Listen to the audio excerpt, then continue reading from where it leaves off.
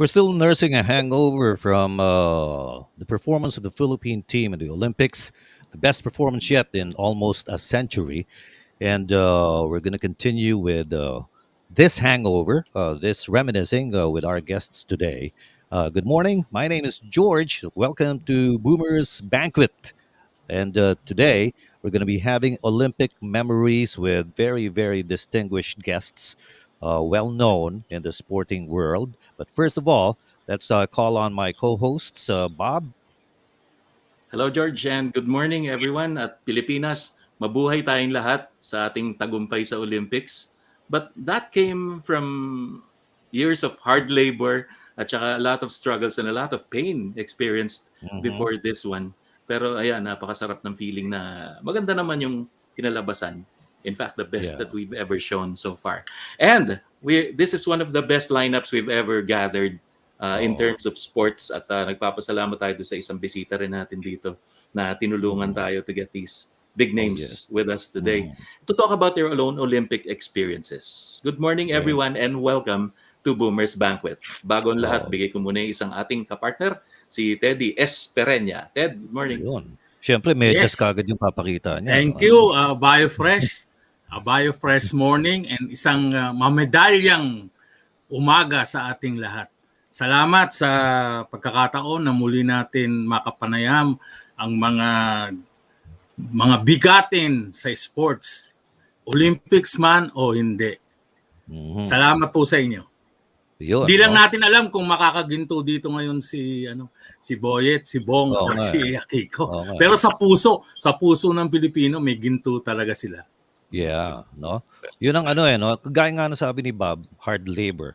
Years of hard labor, no? Pag nakapatay ka rin ng tao, yun, sentensyado ka ng years of hard labor. Hindi ba? Teka, meron pa isa dito. Um, he's not an Olympian, kaya alam meron siya Olympic ring sa likod, ano? Yun ang mga ano no? I invited him to be one of our co-hosts. Paano he's very knowledgeable. He's very knowledgeable and he knows a lot of people. So, siya yung go-to person ko pagdating sa mga ganyan Mr. Boyet Sison! Morning! Good morning, everybody. Good morning. Good morning, George. Good morning, Ted. Good morning, Bob, and to all our co-attendees here. Magandang umaga po at napakapalad ko po na makadaupang palad muli ang aking mga idol na sila George, si Ted at si Bob. Alam nyo, mga katoto, ang larangan po ng palakasan ay hindi po biro. Para sa ibang tao, laro-laro lamang po yan. Pero napakadaming dugo, pawis at hirap ang dinadanas po ng isang atleta at ang mga taong nangasiwa po dito. Let's not think of sports as just being the athletes. There's more to just producing athletes. There's more to it. There are people behind the scenes that contribute greatly to the development of a world-class athlete.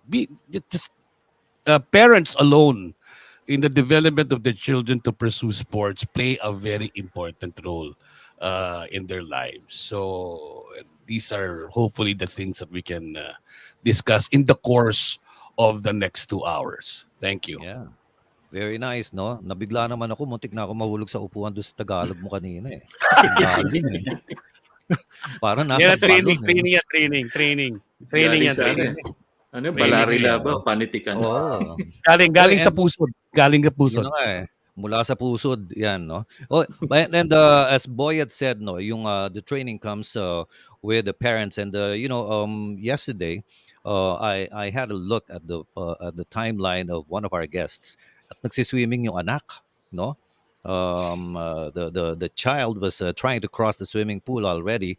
Of course, sino pa ba naman ang magte-train kundi a champion swimmer, an Olympian, Akiko Thomson-Guevara. Good morning, Akiko. Good morning, and thank you. It's a privilege to be here. I noticed ako lang yung babae dito. Where are all the ladies? No, but it's a privilege to be here. Who you saw was my daughter, my youngest daughter, who's 5 years old. She has special needs, but of course it doesn't matter. All my children, requirement yon. They have to know. They don't have to be good, but they have to know what to do in the water. So, lahat sila marunong lumangoy. Very nice. No, and Bravo. we'll learn more from you later. No, Akiko, thank you for joining us. Hey, by the way, Chi Kosai, one of the best computer programmers in the industry, said, "Kudos, Sir George. Awesome program. Miss Nakita Chi. Let's touch base one of these days." Mike Wilder. Uy, si Madam Akiko, favorite namin puntahan yung Malabrigo Beach sa Lobo, Lobo. Lobo. Batangas, where your rest house is near the lighthouse. Very nice, no? Tipid nun, ano? Malapit sa lighthouse. Wala nang kuryenteng kailangan. Lighthouse na lang. Yun. Okay, another one, no? Ito, nasa quarantine pa yata, no? Kapapanood ko Naka-lockdown pa pa lang sa siya. kanya last week. Oo, no? Yung siya yung umaawat kila Janice at saka kila Kevin Yanis. Durant. Oo, no? Grabe to. An international basketball referee, Sir Bong Pascual. Good morning, sir. Good morning po, good morning. This is my pleasure. My pleasure sa pag-invite nyo sa akin dito. Thank you so much. Very nice, no? And of course, we still are waiting for TJ Ochoa, the editor in chief, or the sports editor, the PDI, the Inquirer, and Freddie Webb, who's trying to figure out what the internet is all about. Oo eh. No, Actually, we're trying to bring back everyone from from Teleradyo. Si Boyet, si Freddie. We had Richard Enriquez. We also had Peter Musngi. Ang dami na Yun, nagpunta no? rito. Puro Teleradyo. Ganon. Okay, Si let's Willie start Neff it pa off. pala. Oh, si Willie Nep. Let's start it off. Akiko, no? You are the president of the Philippine Olympians Association. What is that all about? Yes.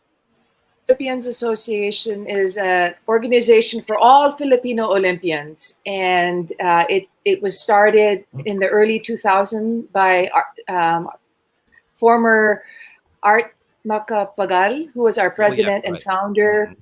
And yeah, I was part of it from the inception. And when he passed on, the torch was passed to me.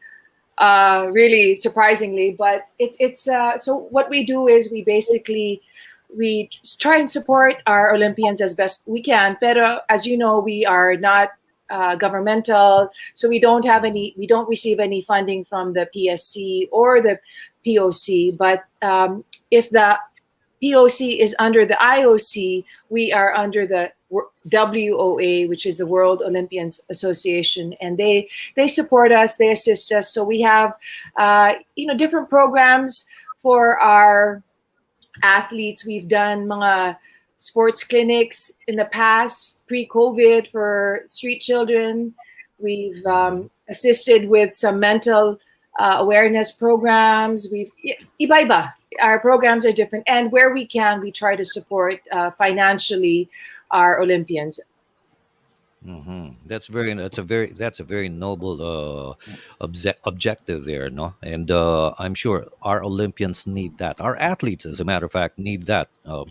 I experienced about 5 years ago, before the Rio Olympics, the PSC asked me to give a workshop to the Filipino athletes, specifically to tackle confidence, assertiveness, and grit. No, paano yun Wow. na nga yung ibang Mm. a lot of Filipinos, Filipino athletes nga daw, when they go abroad, makita ang lalaki ng kalaban, ay talo na tayo dito. Wala na yung winning So mindset. the Oo, mindset Nawawala. nawawala. So I gave them that, no, yung yun na nga, yung confidence, assertiveness, etc., etc. And somehow it bore fruit because Heidelin won the silver in Rio. Yes. No, Yeah. and eventually she was able to get her own psychologist to Yeah. bring her to the proper mindset every time she competes. Right. No, and I've always believed in that. Yung psychologists are a huge part of an athlete's growth and career. Would you agree with Alam that, mo, Kiko? George, Yeah. go ahead, Kiko. Yeah, no, alam mo, no doubt, really. And I Mm. think we're beginning to see more and more just athletes speaking out, really, just like, EJ Obiena. EJ Obiena, right? yeah. He contested the decision, right? Yeah. Yes, but I was also thinking of, even people like Simone Biles from Yeah. gymnastics and Naomi Osaka. I think it goes to show the kind of pressure that the athletes face, and I think siguro I think now with social media and just the reach and everything, perhaps it's different than it was back then. Even I think it's more heightened now.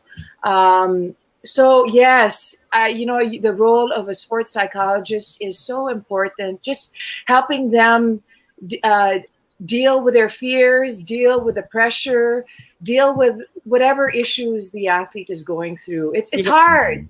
They're Yeah, different. I've had this conversation with Boyet before. yeah, he did. Just to Yeah. add to that, no, just to add to that, George, Ted, and Bob. Alam nyo kasi, pagdating sa simulan natin sa pagkabata, no. Pag ang isang bata ay nahilig sa sports, ang unang pumapasok sa isipan niya, laro lang 'yan eh. Sa pagkabata, laro lang 'yan. It's just a game. It's just a game that you play. Eventually, there are parents who see the potential in a kid and they start encouraging them. And the kid starts believing that they can do more. And that starts the cycle. Nagsisimula na yung siglo na, uy, sige, maglalaro pa rin ako. Kahit may panahon na hindi ako nagtatagumpay, may nadadapa, nasusugatan yung bata, di ba? Pag bata ka, pag nasugatan ka sa habang naglalaro, I don't like na daddy, it's painful. Wala na. Pakiulit nga, Boyet. Gusto ko yan. Ulitin mo. Oo nga eh. Daddy Bob, it's so painful. I don't like na Daddy Bob. I just want to take dressmaking. Hindi. Actually, You like palo? mangyayari dyan, the child starts to become very discouraged. And those are the start of the mental issues. The belief in oneself, the confidence in oneself, the ability in your mind to be able to do what you want to do. Because it really develops character. Sports really develops character. Kahit paano pa nila paikot-ikutin yan, ang sports, mga kaibigan, ay talagang naguhubog ng karakter na isang tao. Dahil dyan yung makikita pag nadadapa, tumatayo, at lumalaban muli. At pag hindi nyo sila inaruga, at hindi nyo sila inalalayan, ay susuko na lang yan. Parang buhay lang po yan. Pag kayo po ay sumusuko at ayaw nyo na, paano kayo susunong parap? So it really starts at a very young age when we nurture potential athletes, your children. Eventually, they start dreaming big. I can do better than what I'm doing now. Then that starts the process. The process gets to be when they're in their intermediate years, wherein they start competing in more competitive realms, in more competitive areas. And then, mag-i-intramurals na yan. Maya-maya, nag-i-interschool na yan. Maya-maya, makasali na yan sa intercity. Interbarangay muna, tapos intercity. Tapos sa intercity, magna-national team na, national team pool na. National team pool na, pwede mag-dream na to the Olympics. So, it really takes a lot of nurturing and a lot of dedication, not only for the athlete, but also for the parents and everybody else around them. Around that one person who wants to pursue a sport, whether they would like to do it as a profession or as a hobby, it really takes a lot of support, a lot of nurturing, and a lot of confidence with that person to move forward. Mike Wilder. Q-Song, mangarap ka. Yan yung pelikula ni Mark Anthony Fernandez. Track athlete yan na siya. Matanong ko si Bong, no, paano you were there, you saw it firsthand, no, malapit ka sa mga athletes, not only from the Philippines but also from other countries. Anong buhay talaga ng mga atleta doon? Ano yung obserbasyon mo at anong kinaiba ng mga Filipino athletes in terms of support or whatever dun sa ibang mga athletes ng ibang countries? Well, wala akong masabi kasi nakahiwalay kami, hindi kami sa athlete village tumuloy eh. Hindi ko sila na-obserbahan, pero yung sa basketball, ganun din sa amin na hotel or athletes village, bibenyo rin sila. Yung USA team yata, nakahiwalay sila, mas malapit sila dun sa venue, parang ganun. Yung women's team yata nila ang athlete village. Pero yung men's basketball team nila, yun yung nakahiwalay yata ang ano nila. ang billeting nila. Kaya hindi ko Ayun. masyadong naobserbahan yung mga atleta. Kasi nga, yun, katulad ngayon, hindi kami makagala. Hindi katulad dati, makakapanood kami ng swimming, makakapanood kami ng volleyball. Ngayon, wala. Oo. Talagang venue, Kulang, hotel, nakakulong lang kayo. kulong Sa talaga. doon sa mga na-referee mo ng basketball, ano yung mga most memorable teams para sa'yo? Siguro po, talagang sabi nga natin, lahat ng atleta, ang dream niya is makapaglaro ng Olympics, di ba? Okay na yun. Gold medalist ka na nun eh. Ganon din kasi ang referee eh. Ang dream din niya, makapag-referee ka rin sa Olympics.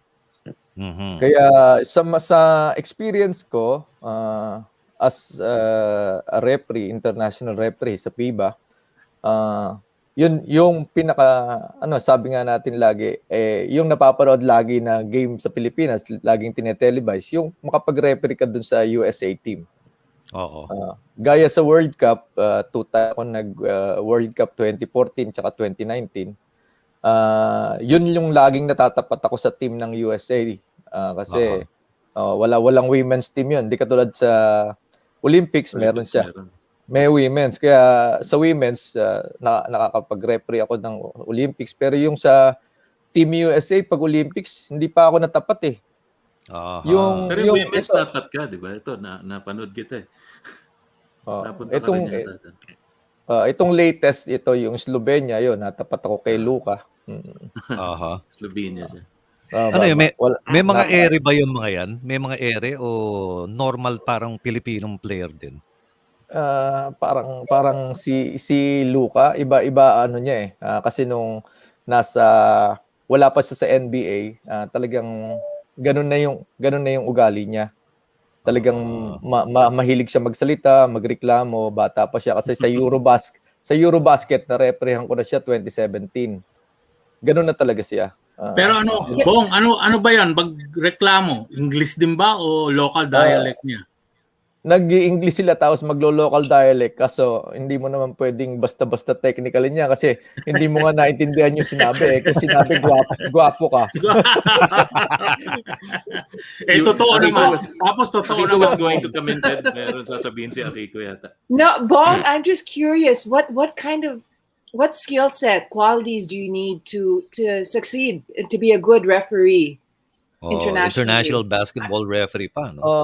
Yun po, yung siyempre, bago, para maging FIBA referee ka, kailangan member ka ng National Federation, which is ngayon yung SBP, yung Samahang Basketball ng Pilipinas. Dapat, dadaan ka sa mga program. Dati, kailangan makapag-referee ka ng NCAA, UAAP, yung mga finals niyan, yung mga NCRAA, lahat bago ka ma-qualified as candidate to be a FIBA referee. Ganun po yung programa dati. Ngayon, medyo nga, dahil nga nagkakaproblema, mayroong pandemic, medyo nababawasan na po yan ngayon. Online na kasi ngayon ang pag-exam ng FIBA referees.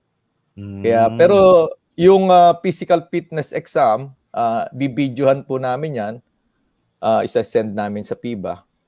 Ganon. Kailangan pa rin merong actual video na ipapakita kayo doon na talagang kaya mo yung physical fitness exam. Kasi ganon din po, every tournament ng FIBA, merong physical fitness exam. Kung hindi mo rin siya maipapasa, pauuwiin ka rin nila. Hindi ka na nila isasama sa games. Malagay ko lang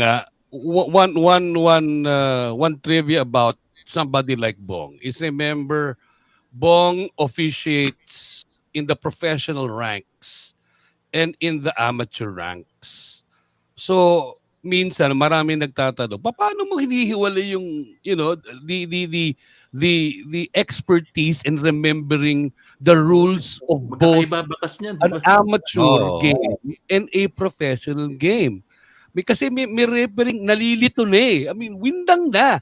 Di ba? Kasi ang daming variations. Di ba? You have the basic rules, yes, of the game. But each and every league sometimes gets to variate their rules. So, ako, ang tanong ko kay Bong, paano mo nahihiwalay yung utak mo no? No, paano na hindi ka nalilito kung ano itatawag mo o paano mo i-interpret yung rule? Yes. Yun nga po, since 1997, nag-referee ako ng amateur rules, FIBA rules. And then 2006, kinuha ako ng PBA. Yun, medyo talagang nanibago ako kasi siyempre iba yung rules ng PBA, iba yung rules ng FIBA. But habang tumatagal po, nung nasa PBA ako, ina-adapt na rin yung rules ng FIBA kaya nag-adjust na, madali na ako nakapag-adjust. Yung goaltending, yung mga ganyan, Yun, mahirap. yung basket net, yung shot clock, ngayon halos pare-pares na yan, yung travel rule, kaya wala na ring pagkakaiba. Ang mga violation na lang niya, yung throw-in, kung saan ang throw-in, yun ang pagkakaiba niya. Ngayon, nung nasa PBA ako, during that time, kasi active FIBA referee pa rin ako noon, pag naka-receive ako ng nomination, okay, gawin ko, magpiprepare ko yung katawan ko, physically, mentally, tapos habang nagbibiyahe ako, nagbabasa ako ng rules ng FIBA para hindi mix, ganon. Pero may time na, kuminsan kasi walang loose ball foul sa FIBA, may time na patawag ako ng foul tapos sisigaw ako ng loose. Sabi ko, oh no, walang loose ball foul sa FIBA. Sabi ko, push! Bigla ako na lang siyang i-divert. Yun talaga ang pagkakaiba. Yun ang ano pala, no? Kailangan talaga presence of mind. Anong liga yung pinipituhan mo ngayon? Ganon. I'm curious, what's the hardest part of your role as a referee? Yung hardest part talaga niya, no? Yung ngayong na pinagdaanan ko. Kasi kailangan yung testing niya, maipasa mo yung mga testing ngayon bago ka makaalis. Kasi sa airport natin din, sa pupuntahan mo, kailangan may ipakita kang negative PCR test. I experienced po one time, nagkaroon ako ng false result. I used to referee sa Canada. Ngayong year na to, yung OQT, yung Olympic Qualifying Tournament, nag-test ako ng, let's say, sabihin natin ng 22, lumabas yung result ko ng 23 ng hapon, which is positive, sabi nila. And then, ang flight ko is tomorrow na, yung ganon. Yun yung pinakamahirap, yes. Ngayon, ang ginawa ko, naghanap ako ng ibang testing center kasi sabi ko, no, hindi ko matatanggap to, hindi ako positive. False result to, sabi ko ganon. And then, nung kinabukasan, nakapagpa-test ako, lumabas yung result niya, negative. But I miss my flight already, wala na. Then, sinend ko lahat sa FIBA ulit yung result. Then, sabi nila, pag-aaralan nila kung makakatuloy pa ako. Kasi, mahigpit nga, lalo na sa Canada, mahigpit siya. May mga protocols kang dadaanan, mayroon pang kailangan yung papel na dala mo, valid pa rin doon sa day na darating ka. Kaya yun, na-miss ko yun before the Olympics. Yun yung isang pinakamahirap na dadaanan ko ngayon. Sa pagre-referee naman, talagang, siyempre, yung pinakamahirap dyan, yung sa simula talaga. Napakahirap. Kasi hindi mo matanggap sa sarili mo na namumura ka. Dati ikaw ang nagmumura sa referee dahil during that time naglalaro ako ng basketball. And just si good morning Sir Freddie. Naglalaro ako ng basketball, kaaway ko referee kasi I used to be varsity rin, no, sa UB, University of Baguio. Sa Baguio kasi kami nag-aaral. Ayun. Hindi ko rin sabi ko nga ngayon, yun pala yung buhay ng referee. Ikaw naman ngayon ang aawayin nila. Ang hirap yung sa physical fitness pa lang, biro mo, yung ibang player may sub, yung referee walang sub eh. Buong game, takbo ka ng takbo di ba? Yun ang pinakamasakit nun eh. Alam mo, buti na lang yung mga concerns natin about Freddie struggling with technology are all thrown out. Wala akong concern na gano'n ha. Ikaw lang siguro. Hindi pala, hindi pa sorry, Senator. Freddie Webb, welcome to the program. Senator Olympian Freddie Webb. So good to see you, Tito Freddie. Baka he doesn't hear us. Oo nga eh. Tito Freddy, Padala can na- you hear us? Padala Maybe natin you like to telex. say hello? Mhm. Oh, naka-headphone eh. So, Tit- yun, no? Ayun, sige. Yun. Yeah, hello, and my apologies. Good morning, sir. Good Morning. morning.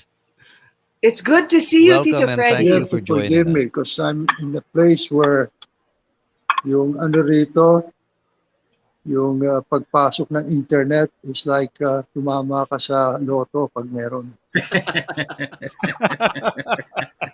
Madalas wala. Congratulations. Ayan, no? Tumama ka ngayon. So you Op. Parang Ayun, spotty siya. Yeah, he Ayun. disappears. Yeah. Oh. He'll Totoo come nga. back. Totoo nga yung sinabi niya. No? Parang Parang binawi. loto. Oo. Binawi ng provider. Di ba sa ano sila sa Pasay, dun sa tabi ng Manila Bay? Hindi, parang sa Southwoods ngayon. Southwoods Ayun, na. ayan na ulit. Okay. Ayun na. Ayan na. Alright. Ayan na. Uh-huh. Pero frozen the light. Yeah. Okay, Freddie dapat was in ano the 1972 Olympics sa Munich.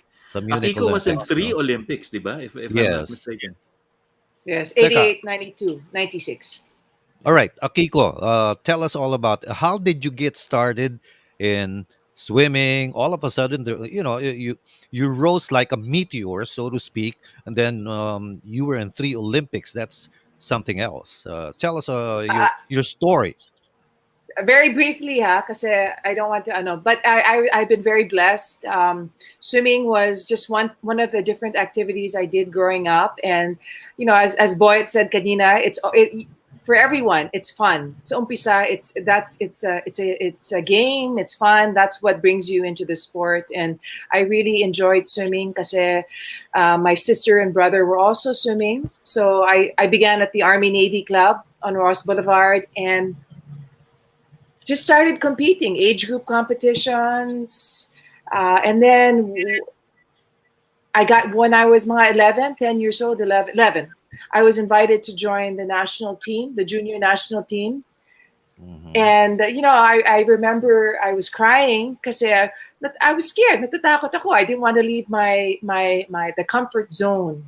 But I also knew that it was an opportunity that I couldn't say no to. So I joined the national team.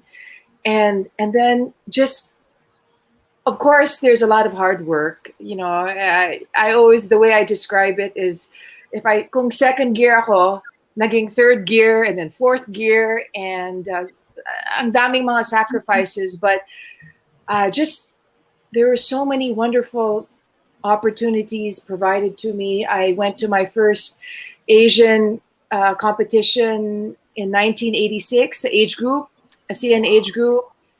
And then next year, I went to my first Southeast Asian Games in 1987. And by the grace of God, won a gold. And then the following year, I went to the 1988 Olympics. So I've been really, really blessed. But there was also a lot of hard work and sacrifices involved. Mhm. Oh, but so you went to 3 Olympics. Those were in where was that? 88. Athens. Seoul, Seoul, Barcelona, 88, and Atlanta. Barcelona. Yes, Atlanta. Tama. I see. Interesting, huh? One of the So iba-iba one of the yung oh nakatapat niya, in fact, yung sa competition. At saka yung mga nakahalubilo niya, camaraderie and all from other yeah. countries. And you've witnessed generation shift also in sa Yeah. Olympics. And William was asking here, what do you think of the lack of international local competitive tournaments like tennis or swimming, for instance? No, how do you feel about that?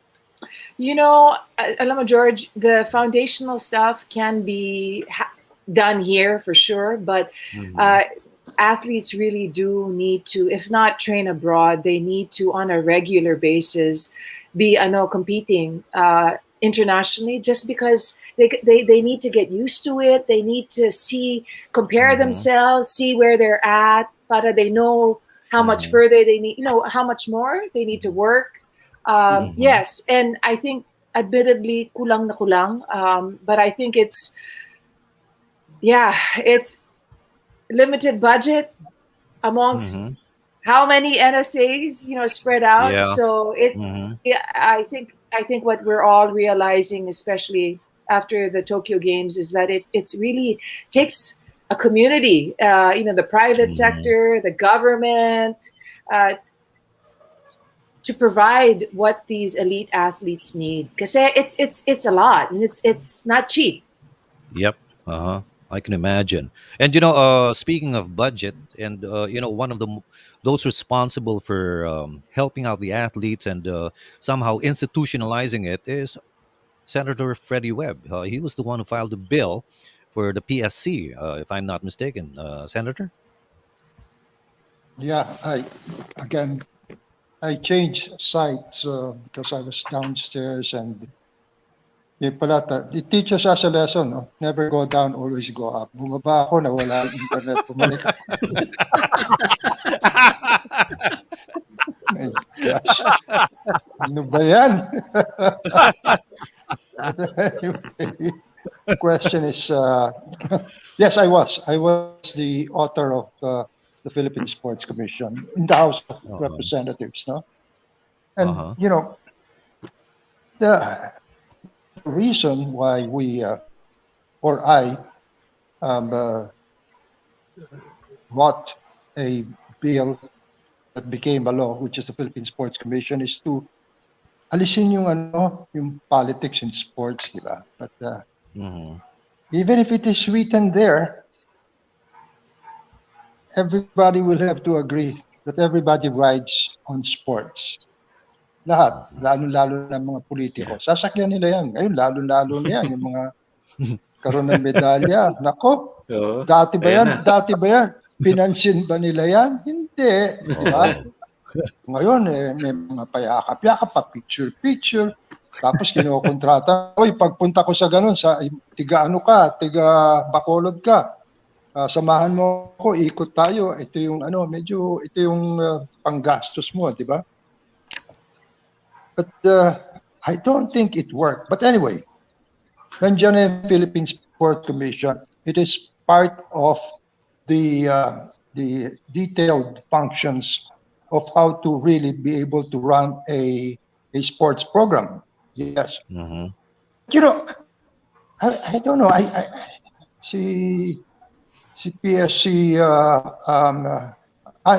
Philippine Olympic Committee Chairman yata, no? Si Tolentino? Bumble Filipino. Bumble. Yeah. Si Bambol, no? Nakita ko sa kanyang post minsan, it really disturbed me, no? Yung post niya was something like, yan, nagkaroon na ng mga medalya yung mga yan, lahat pinagpapapansin. Kami, hindi na nyo napansin. I mean to say, what do they want? I mean to say, they should be happy that we won the medals, but they still want to say na, kailangan, isali nyo kami dyan. Mm. I mean to say, this is crazy. Gusto lang nilang masabi na, kailangan pasalamatan nyo kami, no? Kami yung nag-organize yan, kami yung nagbigay ng pera, etc., no? Well, it's a But look, national I'm sport, going back. Freddie, di ba? Credit grab. Oo. National sport na yan, credit grabbing. Tayo pinakamaraming gold, Bob, kung sakali. Oo. Oh. Never mind. Alam ni Freddie. Anyway, let's go back to the Philippine Sports Commission. Why did you file that bill? What was the reason behind it? I just said that the main reason was that I thought, and it's a long shot, it's hopefully it will catch attention, no, na kailangan talaga ang mga sports ay hindi pinapakialaman ng mga politiko. Pag nakialam na yung politiko, ay nagkakagulo-gulo na, di ba? Pareho ng yung Philippine Sports Commission, di ba? Kung sino yung mga board members, kung sino yung chairman, ay pag hindi nagustuhan ng isang politiko na humingi siya kunyari ng mga bola or equipment or whatever it is, meron na kagad siyang marka. Pagdating na ng budget, babanata na yan, di ba? Kaya how many commissioners have we replaced already? Siguro nakawalo na ba tayo? I kept, siguro alam ni Akiko yan, no? Nakawalo na tayo. Ang mali lang dyan, dapat linagyan namin ng term. Tenure. Dapat may tenure. Yeah, may tenure, no? May tenure of office. Like, for instance, total, ang takbo naman ng presidente every 6 years, no? Yeah. Ay di dapat, lahat yung commissioner, lahat ng chairman, ay dapat, 6-year term din, That's one of the things, no? Dahil, dahil hindi natutuloy yung programa. Kung meron man programa, di ba? Well, those are some of the things. No? Pati yung pag-distribute ng pera, we wanted to make sure that they have the luxury of being able to ask other entities to help. No? Kasi the government will never be able to supply the money needs. Hindi ubra talaga. No? Now, kung ako naman, ang yung kumpanya, ang tinitignan ko naman is, what is it for me? Kung hindi kung hindi naman malalaman na ako'y tumulong, isa. Kung hindi naman malalaman na wala naman nanonood dyan sa sports na yan, di ba? Hindi na sila papasok. Kaya nakasiksik lahat sa basketball. I'm a basketball player, but I'm being honest. Basketball is way ahead of the other sports competitions, no? Pareho nung kay Akiko, swimming, no? Yung bang, meron pa mga tubig ang mga swimming pool natin, Akiko? Ikaw naman, of course. Figurative. Madalas naman umulan ngayon, sir. Marami. May overflow ng dam. Marami ka pwede paglangoyan ngayon. Ang dami pwede paglangoyan. Ultimo EDSA, kung minsan pwede ka lumangoy sa EDSA. Hindi, pero Tumapo yung anggat. Dito sa ating grupo na ito, no, si Akiko siyempre is way ahead of us because ilang Philippine team and Olympics na nasa liyan ni Akiko, no. I was supposed to, it was supposed to for me, no. Kaya lang yung isa na depart early, no. Hindi ko alam, meron na pala akong boarding pass Nagpa-practice pa ako. So I had to leave the site, which is in Mexico Olympics. Mexico Olympics. No. 68. Actually, nung kasi we went there, we were 15. So 12 lang ang lalaro. Kasi nung araw, 12 lang 12 lang, yes. So ako'y nasama dun sa tatlo.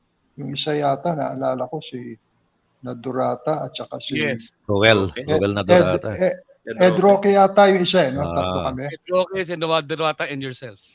Yeah. Boyet, I'm not proud of it. Ikaw, naalala mo pa yan, ha?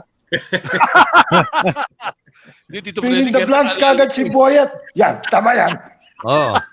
Anong vlogs, Freddie? Naabutan niya yun. Nagre-review pa rin Tito Freddie, nagre-review. Dami nagtatanong Si Boyet yung yung katandem ni Jack Garcia, nagre-report sila from Mexico Olympics Ano ka sabi nga nung radyo. Siya nga nag-audition kay Ronnie Nathaniels dun sa Turo Bluson. So anong nangyari sa akin, and guess what, no? Ang coach namin at that time was Kaloy Loizaga. 68. In 68. And he was my coach. Sa Iko. Hindi, talagang, if I may go back in time, no? Talagang, Kaloy really wanted me, no? Because when I was still playing for the Tram, pag may games kami, makikita ko, si Kaloy nandoon, nanonood. San Beda yun. Kaya nanonood, ha? Hindi, talaga. Tama ka, Boyet, dahil at that time, ang talagang matinding liga na karamihan ay nanonood was NCAA, hindi NCAA, yes. It was the league, no? yung UAP is a far cry, no? And then Kaloy would be watching. Sabi ko, bakit kaya, no? So, I was inspired, no? Sabi ko, pakita ko yung galing ko, no? Talking about galing, I remember what the late Ronnie Nathaniel said about me, no? Sabi ni Ronnie sa akin, alam mo, Freddie, you know, Freddie, I came to love basketball because of you. Sabi ko, wow. Hey, Ronnie, thank you very much. Alam niya ni Boyet ito eh. Naririnig niya palagi kasi kasama namin si Ronnie madalas, di ba? Sports talk. Oo. Yeah, that time. Sabi niya sa akin, came to love basketball. Thank you very much, Ronnie. Aren't you gonna ask why? Sabi siya, of course, yeah, I have to ask why. You know why? Sabi niya, I love you because, you know, you're so fast. You keep on running all over the court. You don't even know where you're going. Ang sagot ko ay, Ang sagot ko, keep quiet ako. Nagulat ako. Pero hindi siya tumigil doon, ha? Na, alam niya, medyo nagalit ako. Another thing nga pala, no? You are so in Tagalog, ano? I lost the English word, no? Basang-basa daw niya ako, no? What is the word in English? Predictable. Thank you very much, gentlemen. You're so predictable. Ha? Sabi ko kay Ronnie, why am I predictable? No, never mind. Sabi ko, no, Ronnie, please, you have to tell me that. You said I'm predictable. I want to find out why am I predictable. Okay, I will tell you. Sabi niya sa akin, because every time you take a free throw shot, I knew you were gonna miss it. aray ko po. Laglagan. Well, it was true, you know, but hindi naman ganun kasama. Mas masama si Yoyong Martirez, ha? Ay, oo. Medyo lamang ako doon. Sa likod. Kasi si Yoyong, yung bola dito nang gagaling sa ibabaw. sa Wala likod. naman sumushoot na ganun, eh. Di ba? Kaya pag tumitira pa lang si Yoyong, lahat ng mga players nasa shaded area na, eh. Sigurado mitis, eh. Di ba? And, well, Tapos nakipag-switch siya kay Miego, di ba? After a timeout. Pero Freddie, Yeah. going back, no, yung 1972 stint mo sa Olympics, that was some team that we had, no? Kasi although isa lang ang tinalo nyo doon, kayo pa rin yung the best in Asia. Kasi Japan yung tinalo nyo nung Olympic team. Dalawa, na yun. tinalo nila, dalawa. Hindi, yung Egypt was ejected dahil doon sa Palestinian. Ano, eh. I don't think did they have another game before Japan? Japan was of the course last we week. did. It was second to the last. It was second to the last. Japan tinalo namin. Tapos next game was supposed to be Egypt, no? Mhm. And they didn't arrive in the court because of Dahil dun sa Yeah. dahil sa nangyari, no? And we were ready for them. I think we would have beaten them because Egypt at the time really was not. Wala pa. Because, you know, they didn't bring any camels, so we were ahead of them. You know, for those who are still very young, Freddie Webb used to be the fastest man in the world. Yep. No? Kaya nga si Kaloy Saga, kaya nga si Kaloy Saga, madalas manood, hindi niya maabutan si Freddie Webb habang pinapanood niya. Pag ticket nawawala eh. Ganun kabilis eh, no? Ano nga ba yung record mo, Tito Freddy? Ano yung 100-meter dash record mo during that time? Were you running 11? Nasa 11 ka, di ba? 100-meter dash? 11.5 or 11 point, somewhere there, di ba? Somewhere there. And Rogelio Onofre, I the will- Philippine champion, was 10.8. Oo. I will, Oo. Boyet, I Nadala will pang bola si rely. Freddie noon, ha? Nagde-dribble pa yun. Oo. But I will rely on the memory of Boyet Sison. Pagkadating sa mga ganyan, alam niya yan. You know? Oo. Ay, So, may if it tatanong is ako. 11 Senator Freddy, may tatanong ako kay Boyet kung natatandaan pa niya. Yung Sunday Times Magazine, nagkaroon ng article about Senator Freddy and Yoyong Martirez. Rizal Memorial. Pabilisan yata silang tumakbo eh. Tama ba yun, Boyet? Dalawa yan. 2 beses yan. Rizal Memorial Track Oval, tsaka isa sa Hippodrome. Okay. San Lazaro, Santa Ana. Santa Ana. San Lazaro? San... Yeah, we Taana yata yun eh. Taana yata Makati. Pero yung sa track oval ang mas naging popular dahil mas maraming pictures nun eh. That's right. That's right. We had this 100-meter dash. Both of us were not wearing track shoes. We were wearing rubber shoes. So nobody had an advantage. And sa start, talagang bakbakan eh. Sa start, lamang na ako. Nakita ko si Yoyon. Ito na, dumating na. Dikit, he won. They say it was dead hit or Dead hit. yeah, Parang he dead won. hit eh. Doon sa picture na nandun sa... Ay, naabutan ko eh.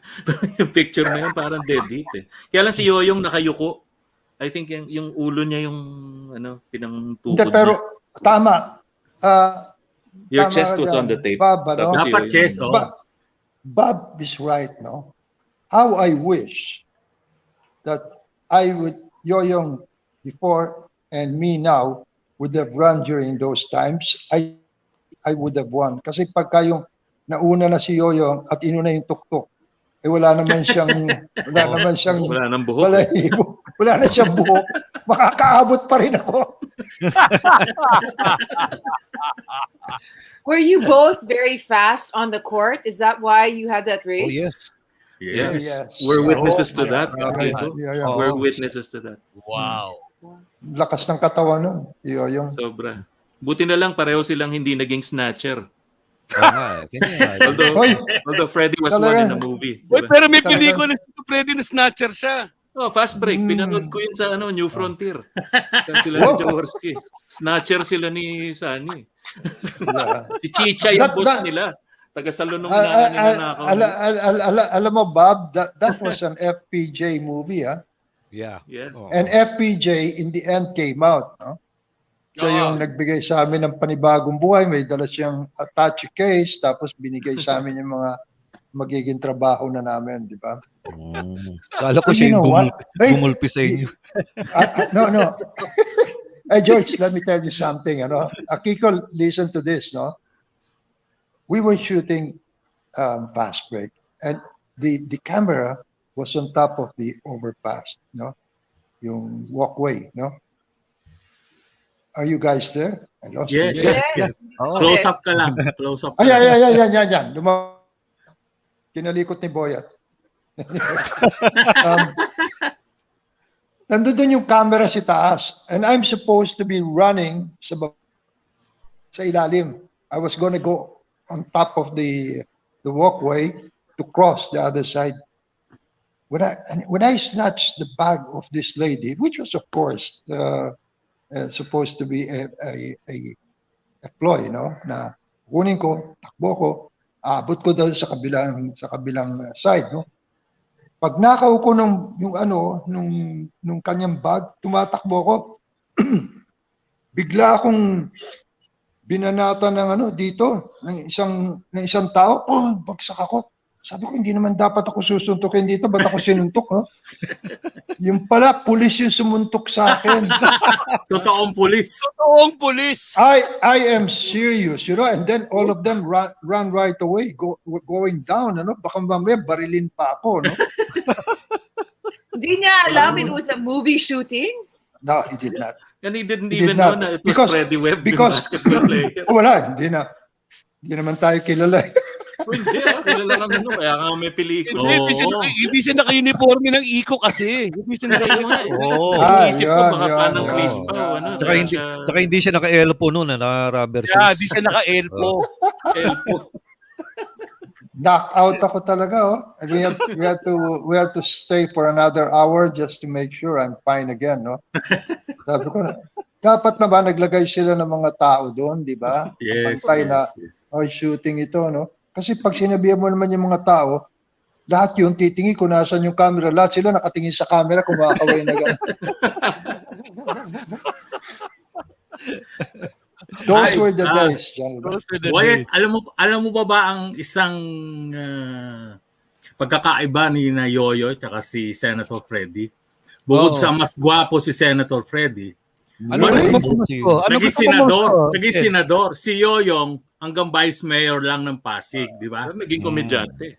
Oo. Yeah, At saka but, advantage was pa a niyang comedy isa. actor. Si Yoyong Oo. was a comedian. Nag-RP Yun yung youth. difference. Nag-RP youth si Yoyong Martires, yeah. 1970 ba? 70, Tama ba? Oh, 70. yung first Oo. youth First, team. oo. First, Kasama kasama niya si sina Manny Hogs. Oo. Pero alam mo, Teddy, no? Yes. Ako, I salute Yoyong because I think he is um, uh, a straight guy as far as working as a political man is concerned, no? Dahil ano siya, talagang Yoyong is something that you have to admire because dami niyang pinagdaanan, di ba? Yes. Nawala na siya dun eh. Tapos nawala na siya sa politics, no? Tapos may bumalik ulit siya. Tapos naging vice mayor siya. At the time that he was going to be vice mayor, the next day or whatever, di ba? Nag-aano na siya, nag-iinsayo na siya. May dala pa siyang gavel, pumupok siya ng ganyan. Nagtitaping kami. Back. Tapos sabi niya ganyan. Ladies and gentlemen, ako po ang inyong vice mayor. Siya ang nagko-convene kasi ng Oh, council. nag-iinsayo na siya. Council. Oh. Saan ko na council? Yeah. Pero Tito Freddy, matanong kita, and for the benefit sa mga nanonood. Sabi mo nga, you were cut in 68. No, you were cut from the team in 68. But 72 gave you that opportunity to really play on the court. What were the most memorable off-court memories that you have about Munich? Well, it's apart from syempre, yung nagkaroon ng murder ng mga Israeli athletes in the village. What were your off-court memories of Munich? Yung mga kwentong nakakatawa. Marami. Naku. Pero karamihan ng mga ikwekwento ko, patay na no? Pero sige lang, ano? Hindi na makakabawi yun. Ayos na yun. Pwede mo nang laglag. Natatawa si Akiko. Sabi ni Akiko, ano ba ito mga ito? Palibasa, bata pa siya, no? Yes, that's why I'm just listening. There's so much I don't know. I'm listening. Hindi kami maka-get over. Baka you know, guys, before we go to that Munich, no, let me go back to the 1968 Mexico Olympics where I got cut off. No, it was a learning process. No, it hurt. Napakasakit, di ba? Dahil para ba nakakahiya, napauwi ka, ganyan, di ba? But I tell you what, it is appalling that you realize the value of standing up. No? Doon ako nahulog, pero doon din naman ako tumayo, di ba? Talagang sinabi ko sa sarili ko, next Olympics, I'm gonna make sure that I make that team. No? So throughout those 4 years, every time I would sleep, I remember this, no? This is only some of the few memories that I have as of now because guys, come on, don't allow me. May bayad ba ito? Di ba libre lang ito? Hindi kasi pahihirapan pa niyo ako. Babalikin pa niyo ako 50 years ago when I can't even remember what I did like 1 month ago, 2 months ago, 1 year ago. Ito 50 years ago, but it was so vivid with me that when I didn't make that team, it hurt and I was even ashamed, no, for my family because at that time I already had around 3 or 4 kids already, 6 to 8, and that is the reason why that Munich Olympics was so important to me compared to the other guys. Maybe they didn't feel the hurt because most of them were already, they were already in the team, Prior to that, they were with the Mexico team. Now, talking about Mexico, what are the things that I remember? Well, first of all, we love the food. Mexican food. Pagdating pa lang namin doon, no, not Mexican. I'm talking about the Munich, the German food. Munich. Munich, yeah. Munich. Munich na tayo. Pag namin, kain kami, Alam mo naman kami kung kumain ng Pinoy, di ba? Yung yung plato, gabundok, nahuhulog na, hindi na alam paano dadalhin, di ba? Ay na, kasi dumating kami mga alas 8, alas 9 na ng gabi sa village, no? talagang gutom na kami. Hindi man lang kami pinakain ng sandwich ng mga opisyal namin. But none of us even talked about it. It's only now that I'm talking about it because I finally realized yung kakulangan nila, no?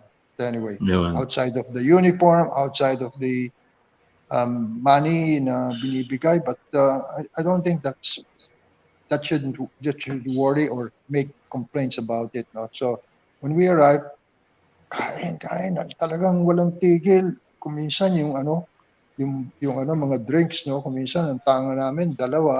Tapos yung pagkain, nasa tiyan, dala-dalang gano'n, no? Tapos kakain kami, no? Pagkatapos namin kumain, guess what? Nagbaon pa sa kwarto yung mga iba. Kain. Take home. Dala-dala yung pagkain sa kwarto, di ba? And that was the first day. On the third day, hindi nagabundok, wala na nagdadala sa kwarto, nagsawa na rin kami, di ba? But Mexico, Munich is, first of all, it's such a lovely, lovely city. It's so nice, no? And people are really friendly because I think they were trained. By the way, you guys know this, and Akiko maybe and the rest of the guys know this, no? Among the cities of Germany, they say the friendliest people are in Munich.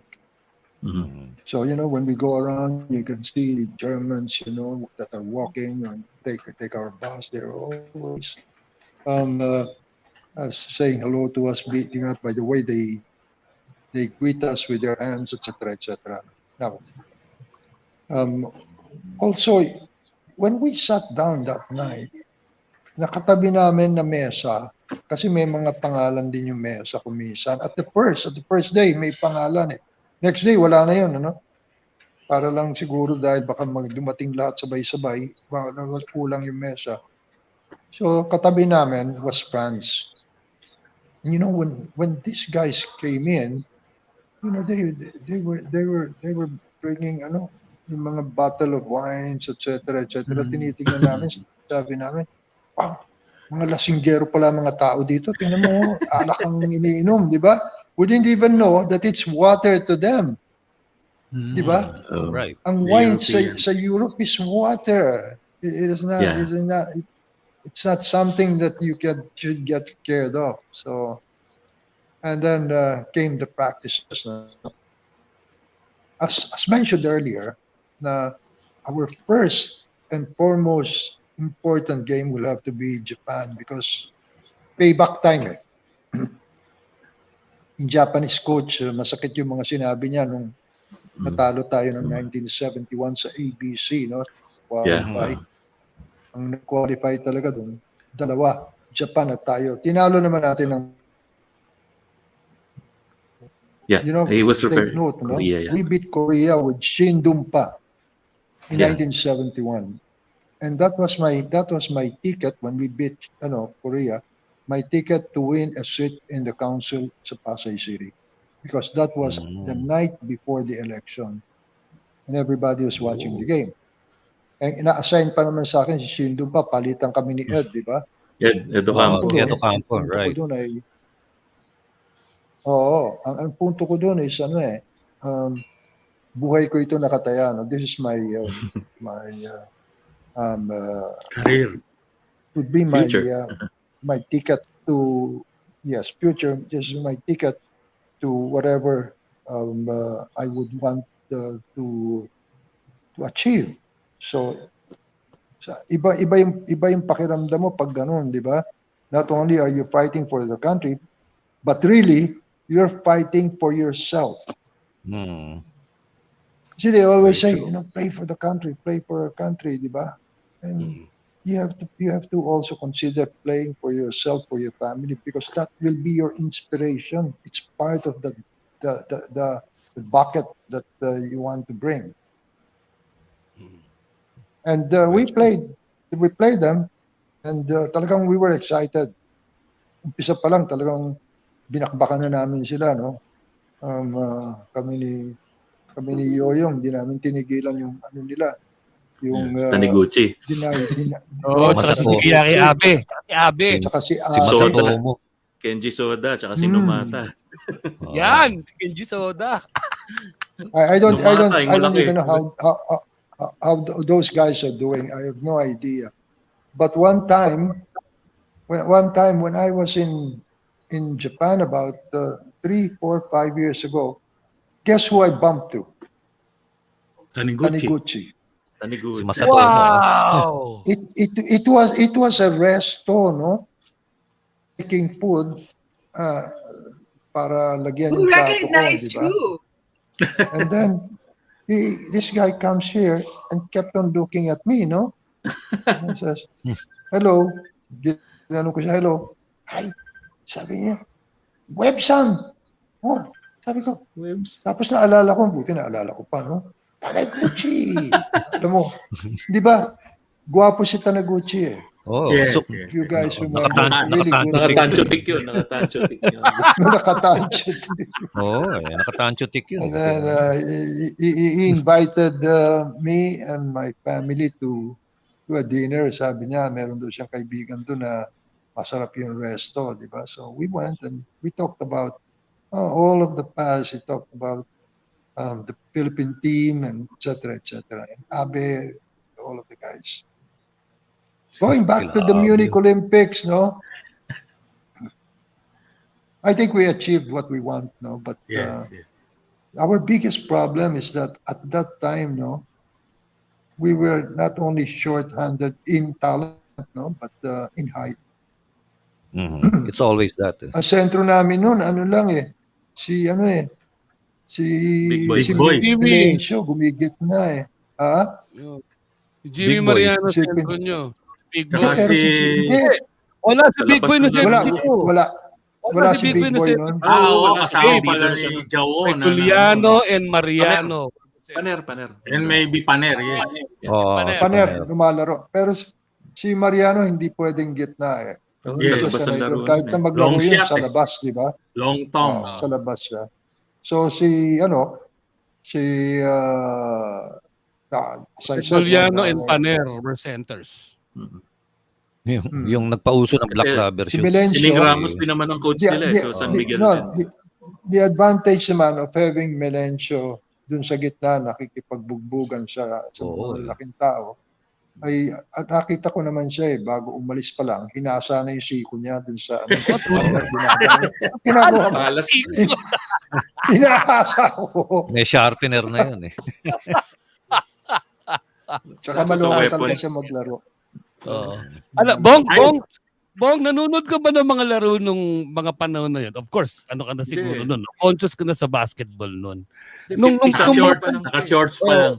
Pero nung panahon ba nila Tito Freddy, para sa'yo, ano ang diferensya ng Olympic basketball nun?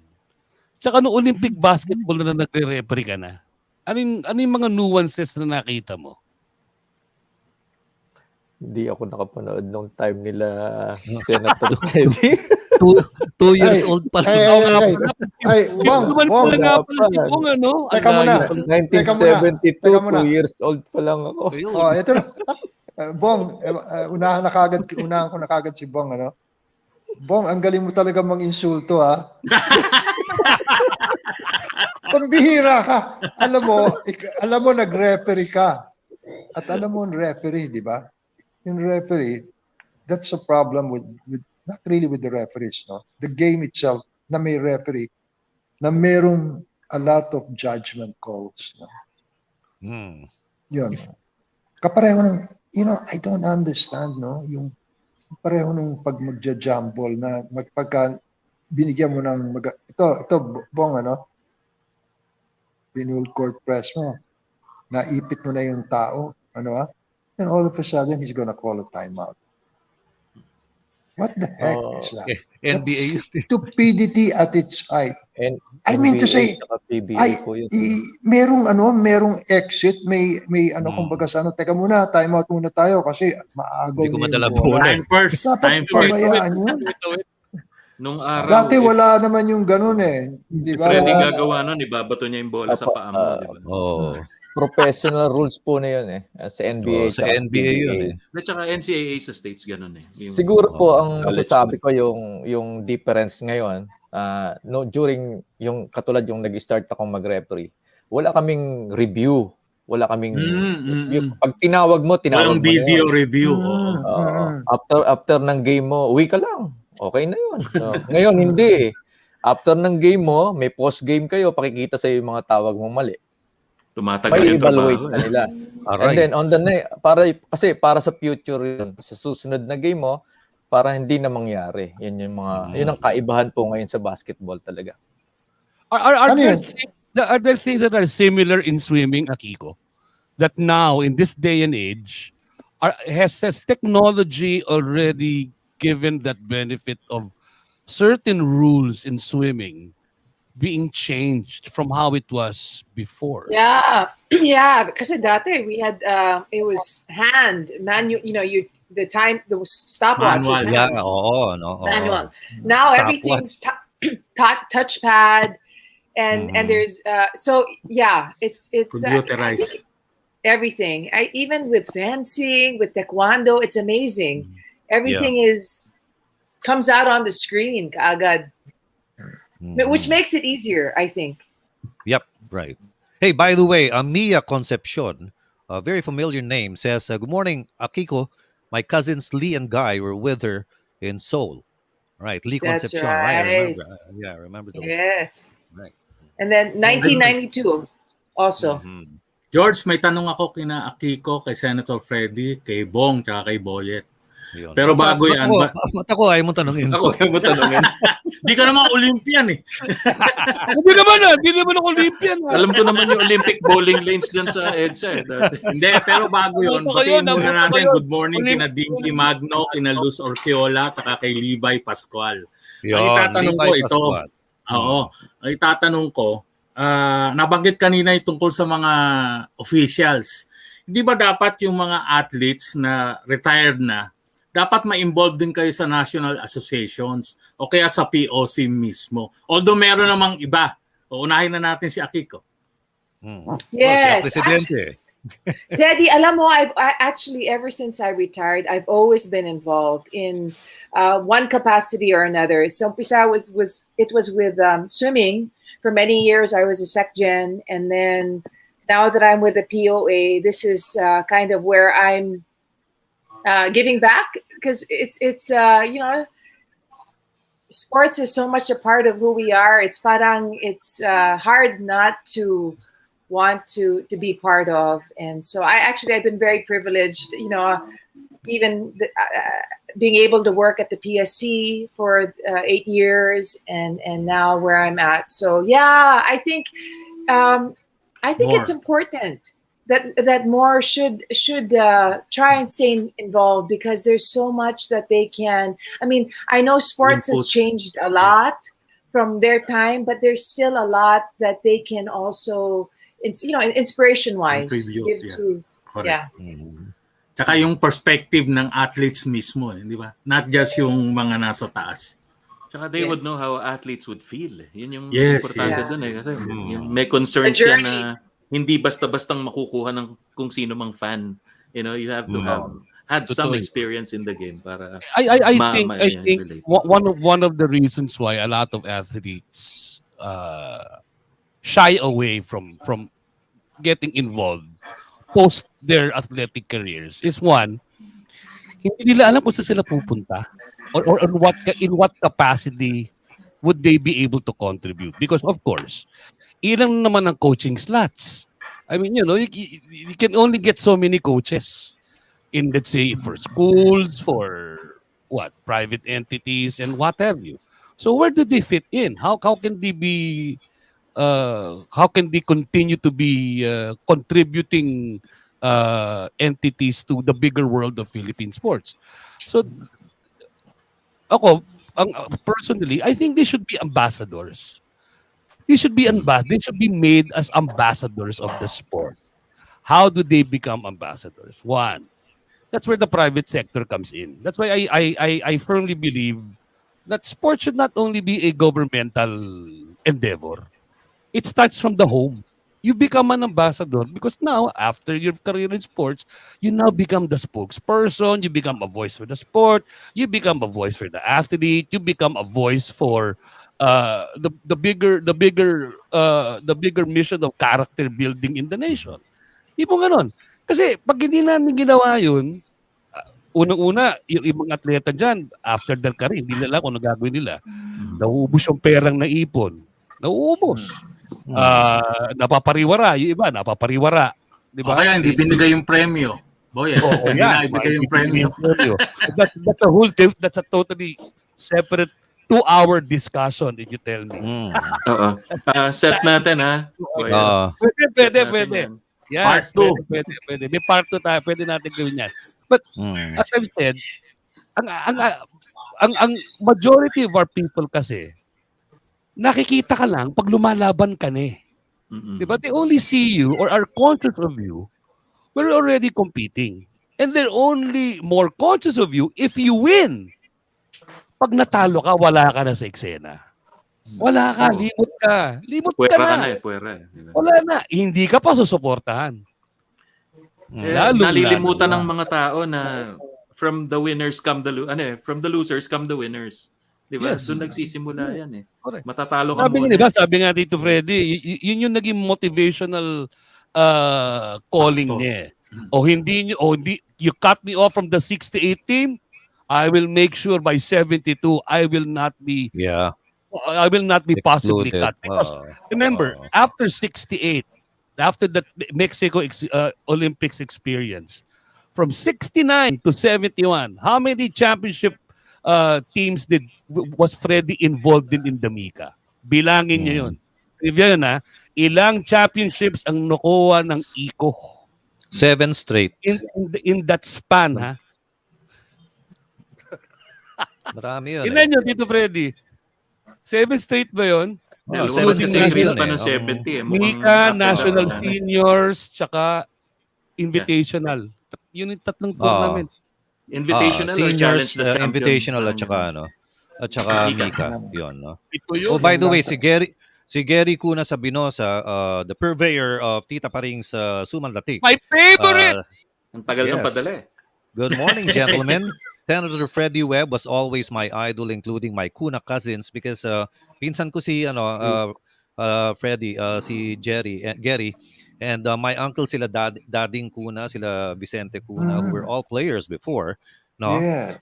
During his eco days. Every time we formed the basketball team, nagja-jack and poy who gets to use number 14. Paano yun ang memorable number ng Freddie Webb, di ba? Wow naman.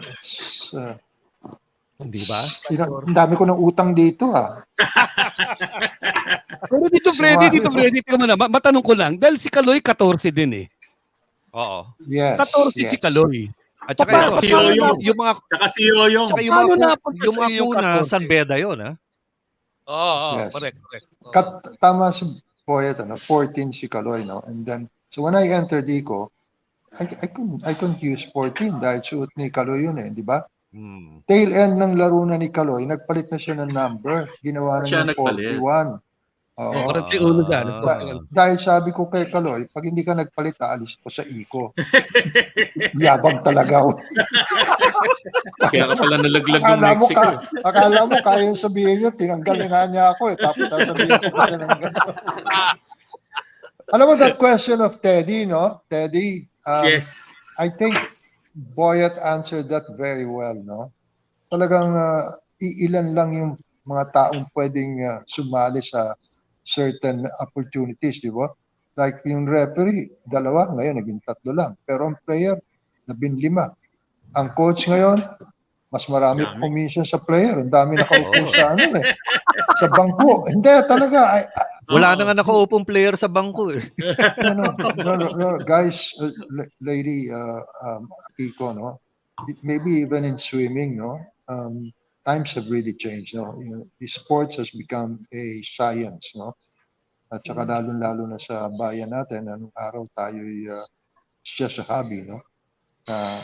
Pareho ng panahon ko, I was studying, I was working sa Elizalde, and I was playing. All sabay-sabayan, no? And I'll tell you now, no? Something had to give. Because yung panahon ko, pag hindi ka nagtrabaho, gutom ka. Kasi yun ang mas mataas na bayad kaysa sa laro. Yes. So, yung pangalawang kita mo yung sa game. Kami, kaya gustong-gusto namin manalo kasi meron kaming libreng kainan pagkatapos manalo. Hindi. Pagtalo, You wala. think it's Pagtalo, funny, wala. pero talagang gusto naming manalo, no? Pero the fact is that, tapos pag kumain kami, yung una, ang dami nagpapabalot, no? Para maiuwi sa pamilya, di ba? Bandang huli, inigpitan na, no? Wala nang balot. So ginagawa namin, yung pagkain namin, hahatiin namin. Hindi, hatiin namin yun. Kasi yung mga steak nung araw sa anong pangalan nung resto sa Ross Boulevard sa dulo? Mas Si alam ni Boyet, Bob, alam niya Spanish. club eh. Spanish Boyet, nightclub, restaurant. Not Alba, aristocrat. Alba. Casa Marcos. Guernica, Casa Ayun, Marcos. Casa Casa Kala ko Marcos. Guernica siya. Yung steak Casa Marcos and Guernica. steak ala pobre ng yung Casa Marcos. Guernicas naman, sa Mabini yun, maraming mga magagandang babae doon. Kaya hindi ko nagpupunta doon. Kayo talaga. Yan. Hindi. Alam mo, yung tanong ni Teddy, no? This is a clear example of somebody that has done very well, and saludo ko talaga. Kaya Kiko, no? Ang daming mga niya na pinagdaanan na talagang gusto lang niya makatulong, di ba? And right now, we are together sa Philippine Olympic Association, di ba? And she's our workhorse, eh. Siya lahat No, yan. Siya lahat. Huwag mo na ako sama dyan, basta ikaw, ano? We. Ang sipag niyan, ano? Siya lahat ng, minsan nag-organize, siya yung mag-connect, siya yung mag-iimbita, siya yung magsasabi sa amin. Without Akiko and of course Tito Paing Echanova, I don't think we will have a Philippine Olympic Association, and we're very active. We're very active in almost every athlete that we can help, and everything that we can do for the sports, all in the name of sports, without naming us as part and parcel of the achievement. Pero Freddie and Akiko, how has the Philippine Olympic Association been recognized? Olympian Association, I mean. Are they given enough exposure at least para makita lang yung presence nila? We thank you, Tito Freddy. But can I just say thank you muna kay Tito Freddy? But really, we are a board that works together, and I think we're just so blessed kasi Bob, yung tanong mo, we work very closely with the POC and the PSC. In the past, our funding has come for the sports clinic has come from the PSC, and with the POC naman, we do a lot of things with the Athletes Commission. We celebrate the Olympic Day with the POC because part and parcel also of the POA is trying to promote the Olympic ideals and to involve the Olympians also, because these are the people that really, they know they've lived the talk, the walk, and just, I think the Olympic ideals really resonate for them. And so, we try to get them involved as much as we can with the programs that are available to us. So we have, I guess more recently, what we did was we launched an online website. It's called the Living Archive of Olympians. And this was our way of making the database of Filipino Olympians available to the public because we had access to this information. But it's not ang hirap eh. If you're looking for who competed in 1956, it's hard to find. So we've uploaded this.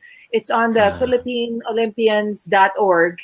That's our website. And thanks to the POC, thanks to Milo, we are able to pull it off. So we have a lot of partners. Yun nga itatanong ko, Akiko, kung kumpleto yung data ninyo ng mga Philippine Olympians since the beginning.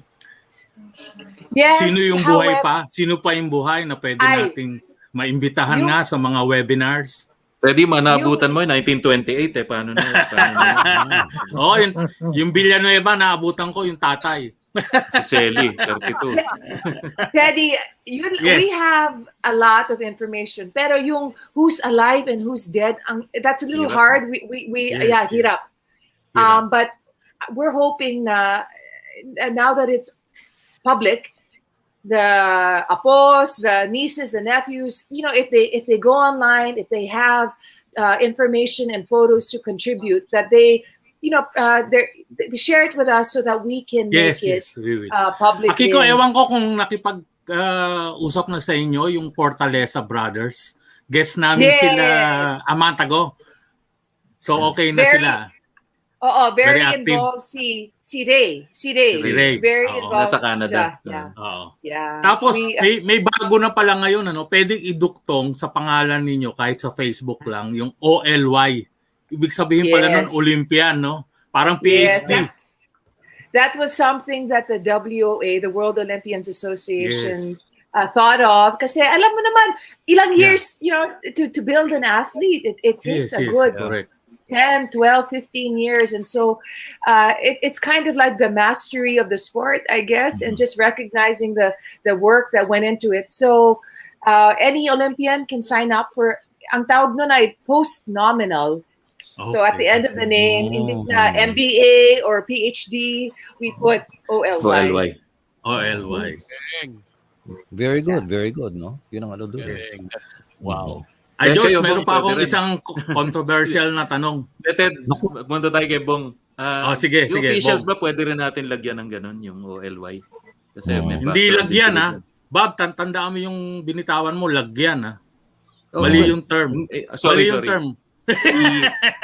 Igawad. Dugtungan. Igawat. Igawat. Galing.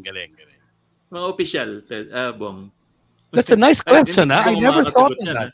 I never thought of that. Yeah. Who Ano are you pakiramdam asking? mo? Nag-iisip si Bong.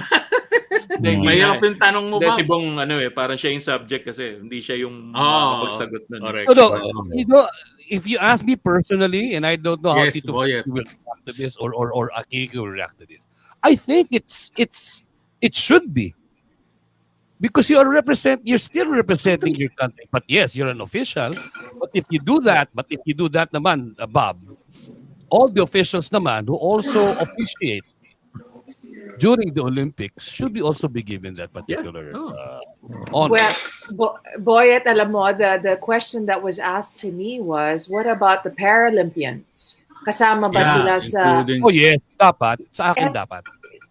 For me also dapat. Pero the thing is, when I asked the question to the WOA, ang sagot nila sa akin was, because the WOA works very closely with the IOC, so I think the counterpart of the Paralympics, what are they called?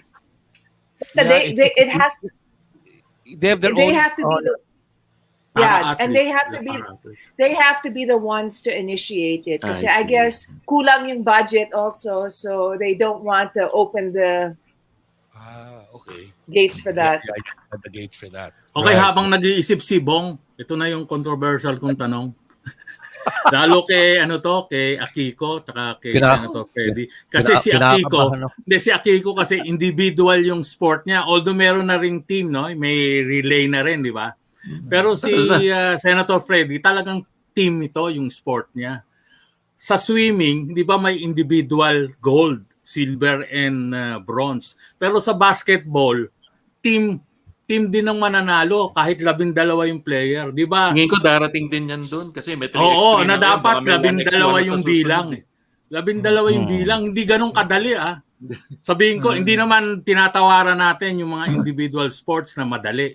Pero parang mahirap din yung team sport like basketball. Tapos makakarating ka ng gold medal. Unahin na natin si Coach Freddie. You got me there, no? When Yes. when you were talking, I was thinking, di ba? How true, no? You got 15 people playing, but only one medal, no? But each one gets a gold medal naman, Yes. di ba? Yes. Hindi lang naman yung isa, tapos hatian tayo, bukas papasok ko sa'yo, bukas pasok mo. Nakaramdam tayo ng medalya, di ba? But 15 taon, no? yes, pero they should really try to look into it, no? Para sa akin, at least kahit na yung dahil there is 5 people playing, no? At one time. So dapat 5 medals man lamang. Hindi naman pwedeng 15, no? Dahil pag 15, ang laki na ng advantage mo Sa no, medal di ba? tally, no? Oo, baka yung China maghanap na ng mga ano nila, makukuha nila mga manlalaro na they will make us Chinese citizens, no, just to be able to play for them. Hindi, dahil ang laking lamang no, biro mo, mabigyan ka ng 15 medalya, bulusok na kagad yun, napakahirap kabuli nun. Di ba? That's true. Tapos yung kay Akiko, relay, 4 lang yun, no, Akiko? Yeah. Yes. The relay Oo, team. yung relay, sport. How about track and field, di ba? Meron din relay. Oh, paano mo, how will you handle that also? You ano that per event eh. Kumbaga that's measured per event. Palagay ko, medal hindi, Teddy, by hindi na tayo aabot doon. It will remain as it Not is. in no? our lifetime, no? Not even after our lifetime because alam mo, pareho nitong huling Olympics, di ba? Ay, kung mabuti na lamang, alam mo dapat ang Amerika, ang laking dapat pasasalamat kay Heidelin. You know why? Yes. Dahil kung natalo si Heidelin, Nung tabla Chinese. sila ng China Yes, sa medal. Gold medal pala. sa gold medal. Heidelin was the tiebreaker. Para sa atin naman, finally nakabawi na tayo sa China pero hindi pa tapos, malaki utang sa atin yan. Yun na nga. I don't want to get involved with politics, so I'm not gonna prolong that statement. I'll keep it close to my chest and you guys know what I'm talking about, okay? Yes. Right. Kaya lang which brings me to this, paano there's a kumbaga there's a train of thought now, no, yung contention that China, if you notice, no, China concentrates more on the individual sports. Yes. Well, they do not excel sa team sports. Team sports. No. Yes. And George, alam mo, I saw in some study also their team, the Chinese team, they're more female athletes. Yes. Parang it's like 70 or 80. I don't know. It's 70% of the team is babae. female. Right. No. Apparently, Akiko, bakit kaya? Tapos tayo ang una pa nating gold babae din. Meron bang something about the female athletes na wala sa male athletes? No, but actually, Teddy, alam mo, sa totoo lang, I don't know, but I think it might have to do with the fact that women, the female sports, at least for us, our participation at the games, the first time that women participated was 1956. So it's at I guess a birthing stage is not birthing stage, but it's younger than so there are not that many. And I know for a fact, like with boxing, this was the first time that women ever participated, and I think, and even skateboarding also. So I guess they're not as many yet female skateboarders, female boxers. So maybe that is also, I don't know why they're focusing so much on women, but I'm glad. Yeah. No, we all are.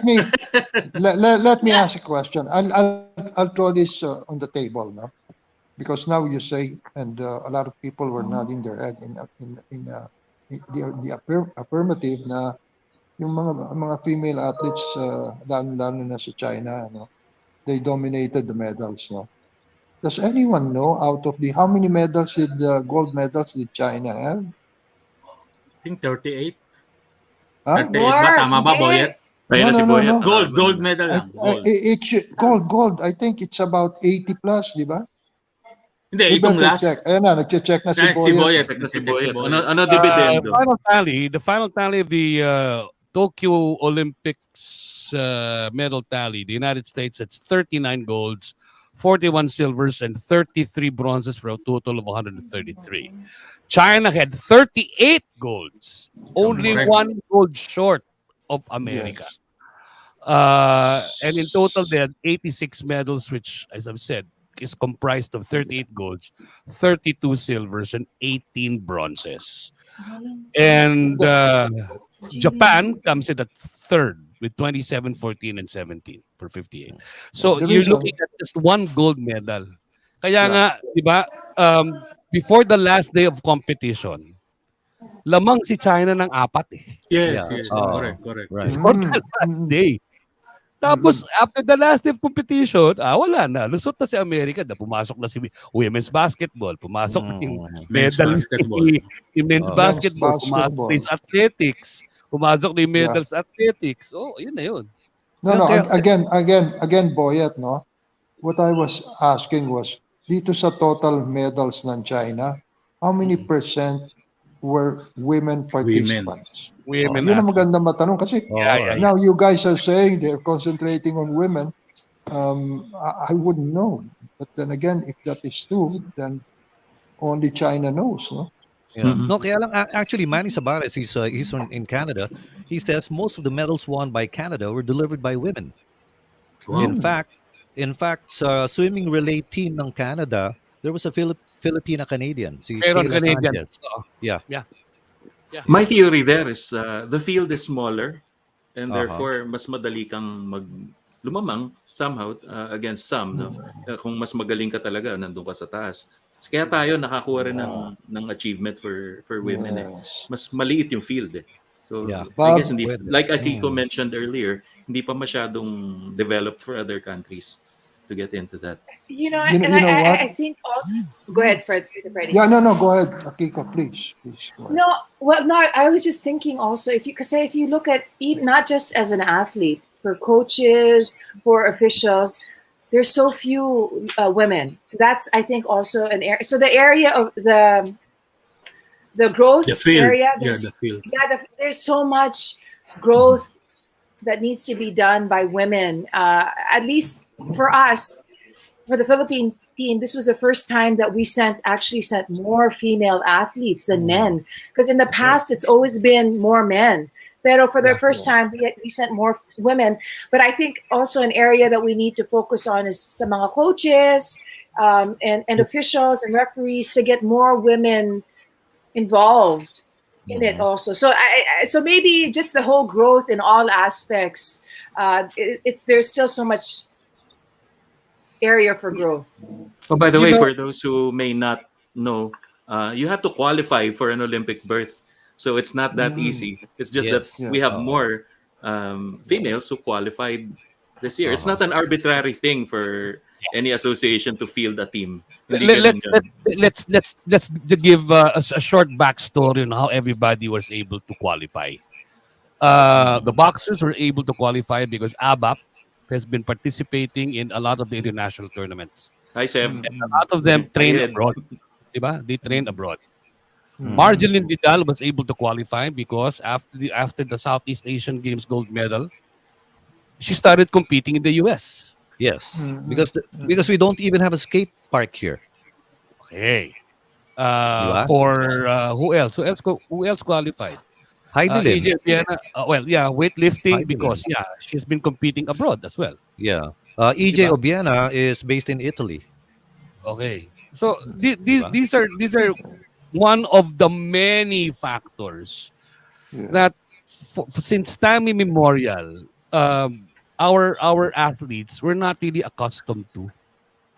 They were usually accustomed to training in the Philippines, competing against their own. So that level, kumbaga kung ikaw, parati ka kumakain na adobo, yun lang ang klase na adobo, alam mo. Oh. Di ba? Kumbaga, yun lang kakalaban mo. Hanggang doon lang yung alam Nakakatawa, mo yung adobo pa kalaban. yung binanggit mo. Eh. Yung measuring stick mo hanggang dito lang eh. Hanggang lang eh. So, simulan na, diba, I will go back again to my point from the beginning of the show. It all starts from where we are. We don't have the facilities. Our schools don't even treat PE seriously anymore. Di ba? Hindi na seryoso ang PE sa mga eskwelahan sa Pilipinas.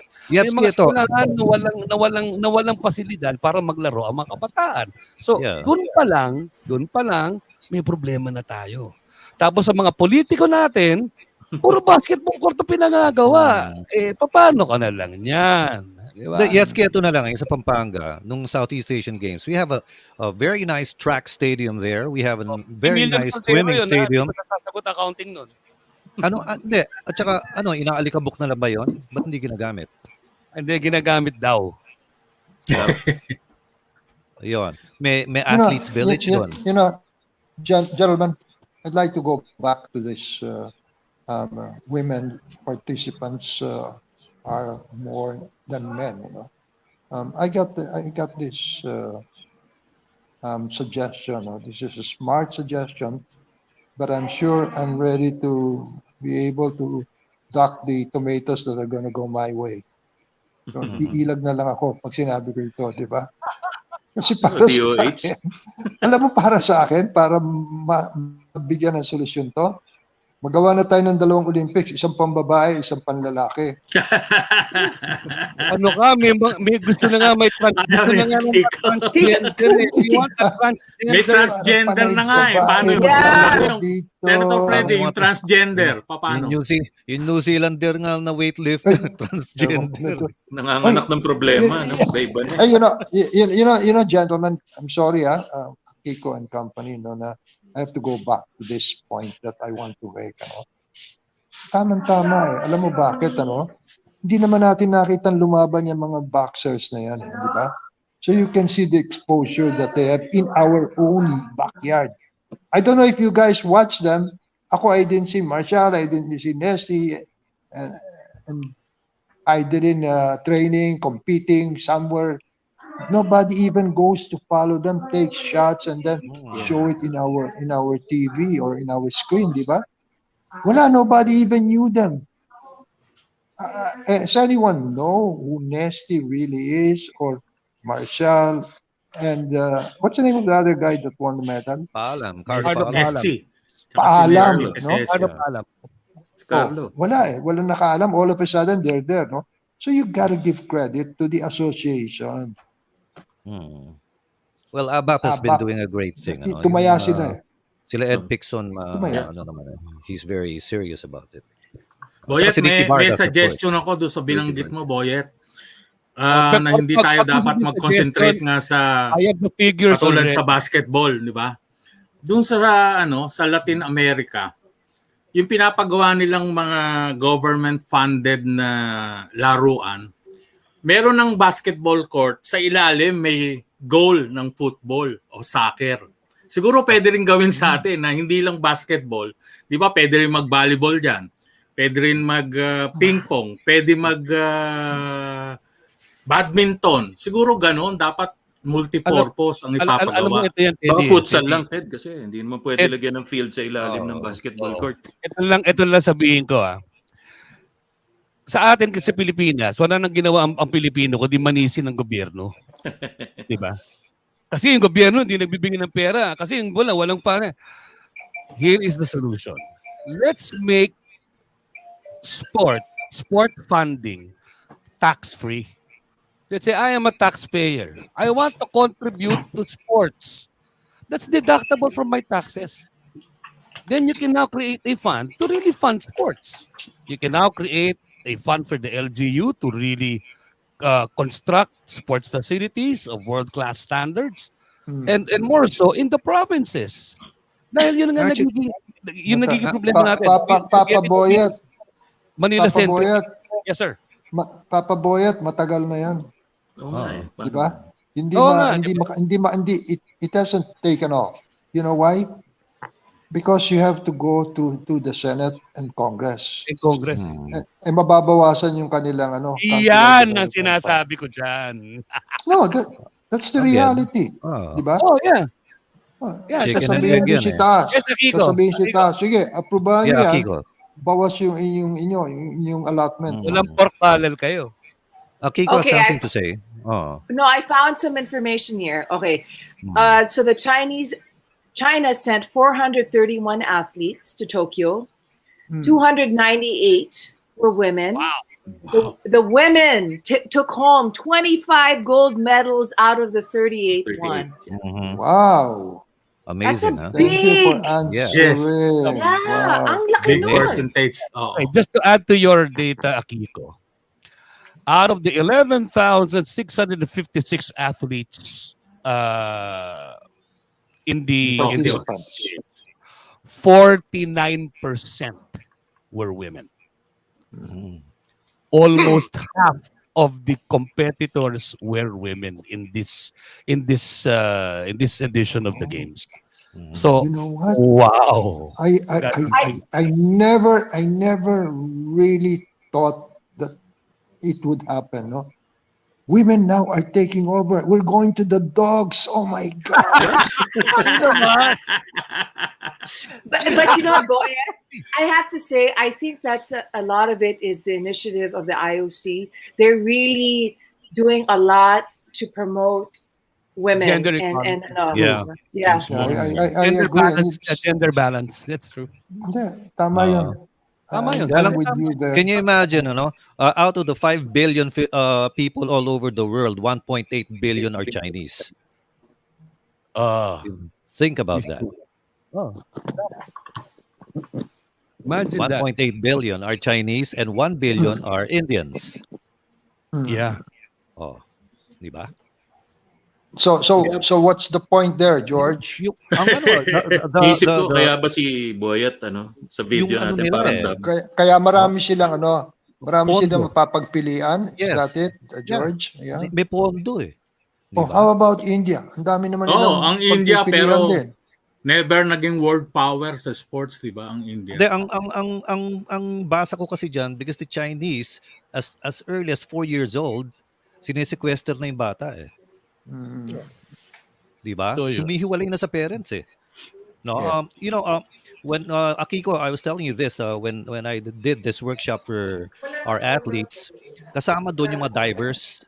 And our divers were 9 years old, 8 years old. Tapos tinatanong ko sa kanila, ba't hindi kayo ba't hindi nyo binibigay lahat? Sir, makikita mo yung mga kasama namin Chinese, mga 7 years old, ang gagaling na daw eh. No? Because as early as 4 years old, naka-sequester na sila. No? They're in a camp. Nasa academy They're na. being trained Sports already. academy na. Yeah. Gymnastics yan, diving, swimming. And Tsaka ping pong. Boyet, di ba si Yao Ming mismo, ang parents niya ay basketball stars. Well, not really stars, pero players. Players sila. Laking Yun ang tao. Malaking tao talaga. India never really concentrated on that kind of development, sa sports. But China was very serious about it. They followed the USSR formula. No, kaya because they wanted to be known through sports. USSR was big in sports before they got broken up, di ba? So China did the same formula. East Germany did the same thing. No? They're all socialist countries. East Germany was on top of number 2 palagi, number 3, number 2 sa Olympics. It's because of their sports development program, which starts when everyone is young. George, bago matanong tayo lang. matapos, meron pa akong isang mahalagang tanong. Sige. Especially to kay Bong. Kasi may narinig ako dati from one of the referees or officials. Sabi niya, yung host country, malaki advantage sa mga referees pag in doubt ang call. Pinapaboran nila yung host country. Tama ba to, Rep Bong? Wala naman pong ganon. Ang sinasabi lang naman, kung in doubt ka, kung minsan Yes. siyempre, hindi mo mawala yun. May doubt ka doon sa out of bounds, yung mga ganon. Oo. Sino last touch? Ibibigay mo na sa losing team yon, yung mga ganon. Kasi nga, Pero Bong, losing, tatatalo na yan eh. Di ba? Pero Bong, anong pagkakaiba ngayon? Wala kang crowd. So, yun ba mas nakakatulong sa judgment ng pagtawag? Wala pong Kaugnayan. less pressure yon. Pag walang crowd, less pressure. Konti ang magmumura. Konti ang magmumura. Wala. Napag-usapan na rin lang natin yung sa mga babae. No? Yun ang programa nga ngayon. Sa referees din, sa officials, marami na rin babae ngayon. Talagang Marami na. kaya na nilang mag-officiate ng men's game. Sa PBA nga, may 2 kaming babae. Then may mga tinetrain din kami. Natigil lang tayo dahil sa pandemya. Sa SBP po, yun din ang program namin, yung Women's in Basketball. Kaya malaking challenge talaga to sa mga lalaki. Pag pabaya kayo ng trabaho nyo, talagang papasok na siyempre, yung mga babae natin dyan. Kasi mas serious silang magtrabaho. Parang ganun po yung nakikita ko. Kasi Bong, kaya ako tinanong yung mga yung konsepto ng hometown decision na sinasabi. Na meron tayong mga atleta na hometown decision. Yun, yung mga ganun po. Kasi yun yung mentalidad nung araw po yun eh. Yes.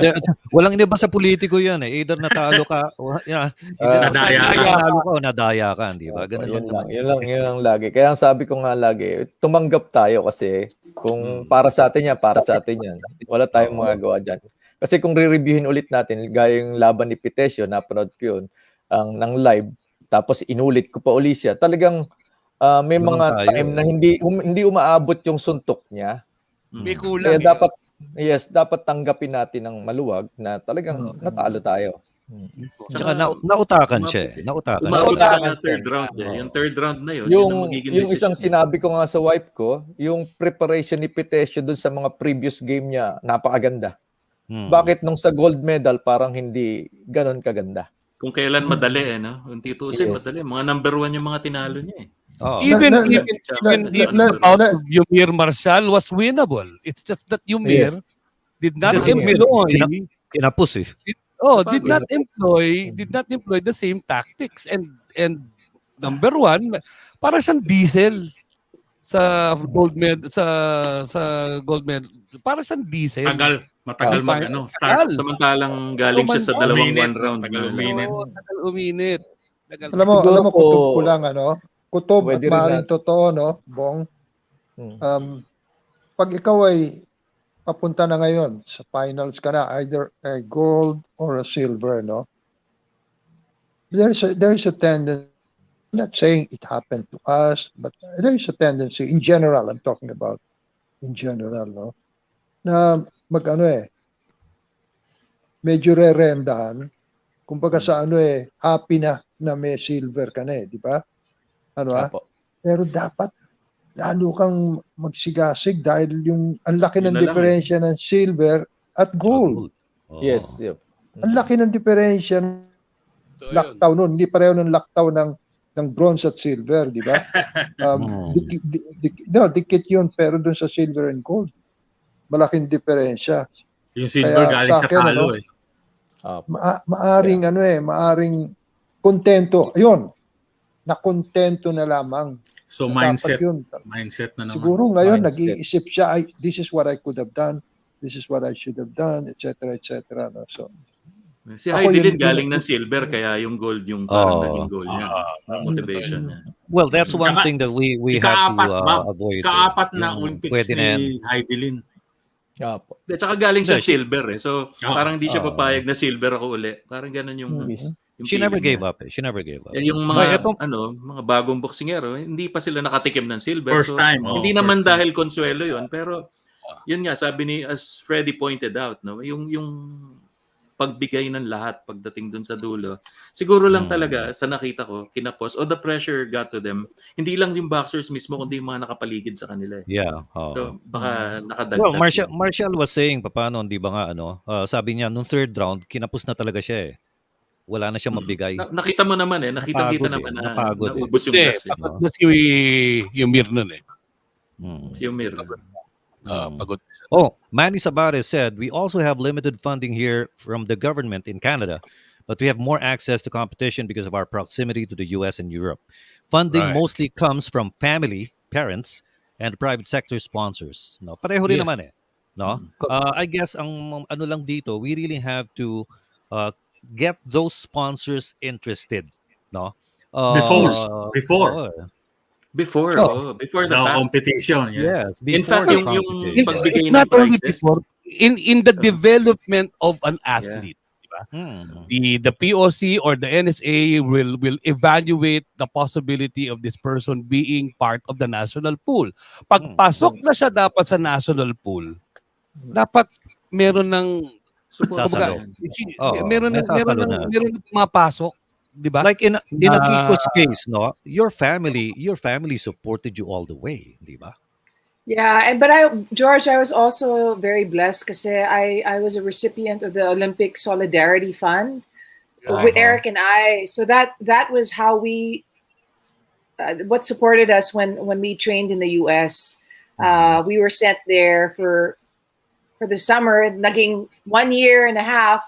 But that was through the Olympic Solidarity. So yeah, I mean they're Where does that come from? they're Yung Olympic Solidarity Yeah. Fund, Akiko? Yeah. from the First time IO, I've heard about it. IOC.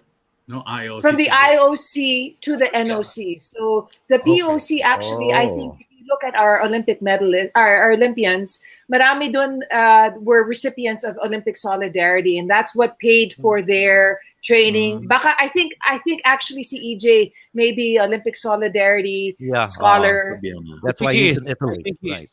I think he is. Ay George, Ay- bago tayo magwakas, kailangan banggitin natin ang isa pang avenue siguro na pwedeng puntahan ng mga retired athletes is to go into government or politics. Alam nyo ba, Boyet? Alam nito ni Boyet, 3 lang na dating national basketball players ang naging senador. Oo naman. Oh, Isa lang na yung naabutan guest ni natin. Teddy Isa ron. na yung guest natin. Isa lang naabutan mo ron, si Ambrosio Padilla lang. Oh. Of course, si Senator Freddie Webb and Robert Jaworski yung pangatlo. Oh. No, but Kasi for me, Teddy, that's more destiny than actual thing that you want to pursue. More so if it's national office. A national position is not given. Mm-mm. It goes to hard work. Remember, Yes, well, but only in the case of Senator Sonny, he did not go into local politics. Yes, He went yes. into national. Oh. Eh si Yeah. Senator Freddy, tsaka si Ambrosio Padilla, nag-local muna yan eh. Yes, yes. Si Coach Nag-local muna Freddy sila. nga, konsehal sa Pasay, di ba? Congressman sa Parañaque, tapos senador na. Tama, no? Yes. Right. That's right. Mm. So it's a pros and there are So- pros and cons in seeking an elective political position. But ako, my 2 cents to this is Work. the moment you use your popularity in the field of sports to go for a political position, you better be able to back it up. You're supposed to be able to pay it back. Not only to the people that elected you into office, but to the people that you will be serving. And that's all of us. If Yeah, you're, and that's all that's of us. precisely what the public office is all about. It's paying back. It's it's serving. It's a service more than anything Pero else. hindi naman lahat ng ganun eh. Hindi naman You know, lahat just to ganun. go back on what Akiko mentioned about yung fund, I wonder, would that fund back then have been gone by now? Was it carried IOC? on through the decades until Yes, today? yes. It's Eh, it's still available for I all see. NOCs. Has it been delivered to all athletes since? Baka nagkaroon ng gap somewhere? Or hindi You know, nabigay? Ano? Well, I don't know kung paano, how they select, because I think that it's with the POC and the NSA decides which athletes receive it. But yeah, and I don't know how it happens, honestly. So it's hard for me to comment. Okay, we need testimonials from athletes themselves to see Pero kung Boyet, nakaabot ba sa balik akin. tayo kay Senator Freddy. Hindi lahat na national athletes na nag-try maging senador ay nanalo. May natalo rin. Dami. Marami, oh. Yeah. Dami. Yeah, marami yun. Bakit mo pinupunto lagi yan, Ted? Tanong Kasi ko. malapit na ang filing. Malapit na ang filing, October 1 to 8. Sabi ko na eh. So pagkatapos na October 1, nag-file na si Teddy ng kandidatura niya. Paano mangyayari sa atin? Ano wala si Iwanan na tayo. Wala pang campaign period. Ano ka? Kahit walang campaign period, dami na nangangampanya. Ano ka ba Oo naman? nga eh. Di ba? Basta walang vote for. Lusot Ayun, nawala na si Senator Nandiyan pa. Freddy. Bumalik. Ayaw na niya He's ng trying to topic. come back. Trying to come back. You know, I lost you guys. So what's the question again? Sorry. Sabi ko, Senator Freddy, marami ring national athletes na nag-try maging senador pero hindi pinalad. Katulad mo. Yeah, maybe I I always use the word blessed, same as Akiko. No, Yeah, because bless, yes. I Pinagpala. do not believe in luck. You know, Yes. luck is just a word that exists. It's nice to use, but bless comes in because you probably prayed hard enough to make it to the quest of whatever position you want to get involved with. Pero what we're forgetting is ngayon, compared to before, napakadami ng artista ngayon na Yeah. nasa larangan ng politics. Oh. Ang dami. Ang dami sa local level, ano, yung mga konsehal, vice mayor, ano, meron pang governor, daming congressman, ang dami. Sa Senate, ilan yung artista doon, di ba? Maramihan doon, artista. The Freddie, I've noted this once kasi parang sa dami nga nung mga ganun. Hindi nga lang artista pero most people who are at career dead ends choose politics.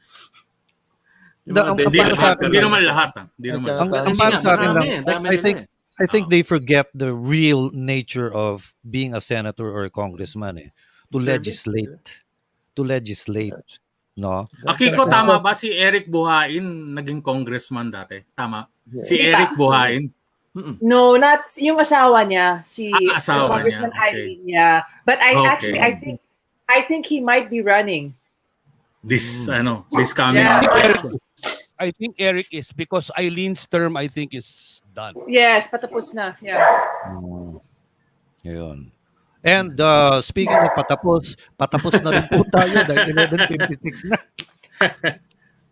You know, I really hope we could invite you guys again because I'm working on inviting Heidelin and Rubil and Amit, the billiards player, to join us. Madaling imbitin si Pinkay, George. Ako bahala sa'yo doon. Ano yan no? Yung Rubilin was a world champion in billiards, no?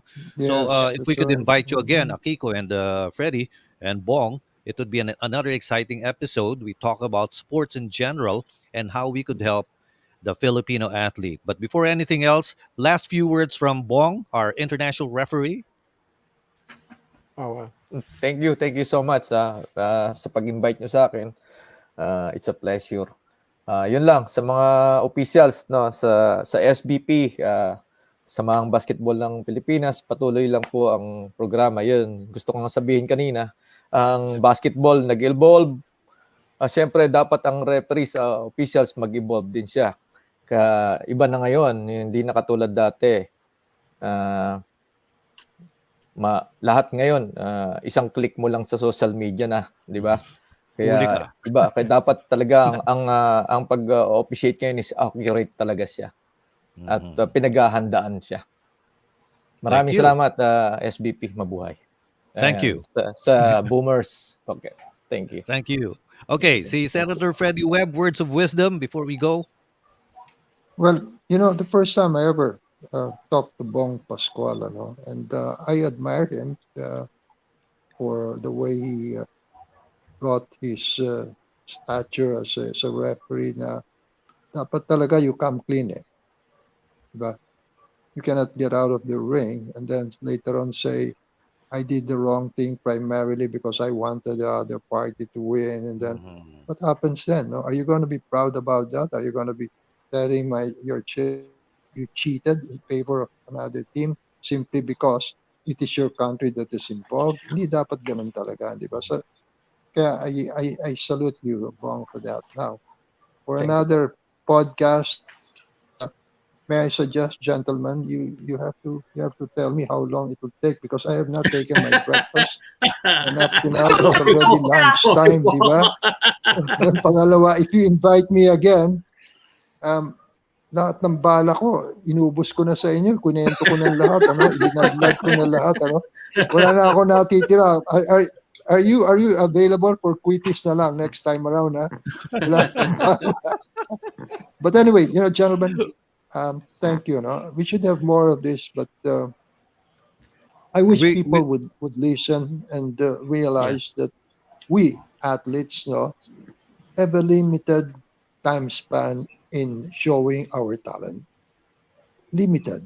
Hindi pareho ng taong nakaupo sa mesa niya at nagkumukumpas at nagbibigay ng mga direksyon, ay unlimited yun eh. Pero sa Mandalaro, in almost all sports, except probably at the top of my head, yung golf, walang pakialam, pati size ng ano mo, ng saan mo, bilyar.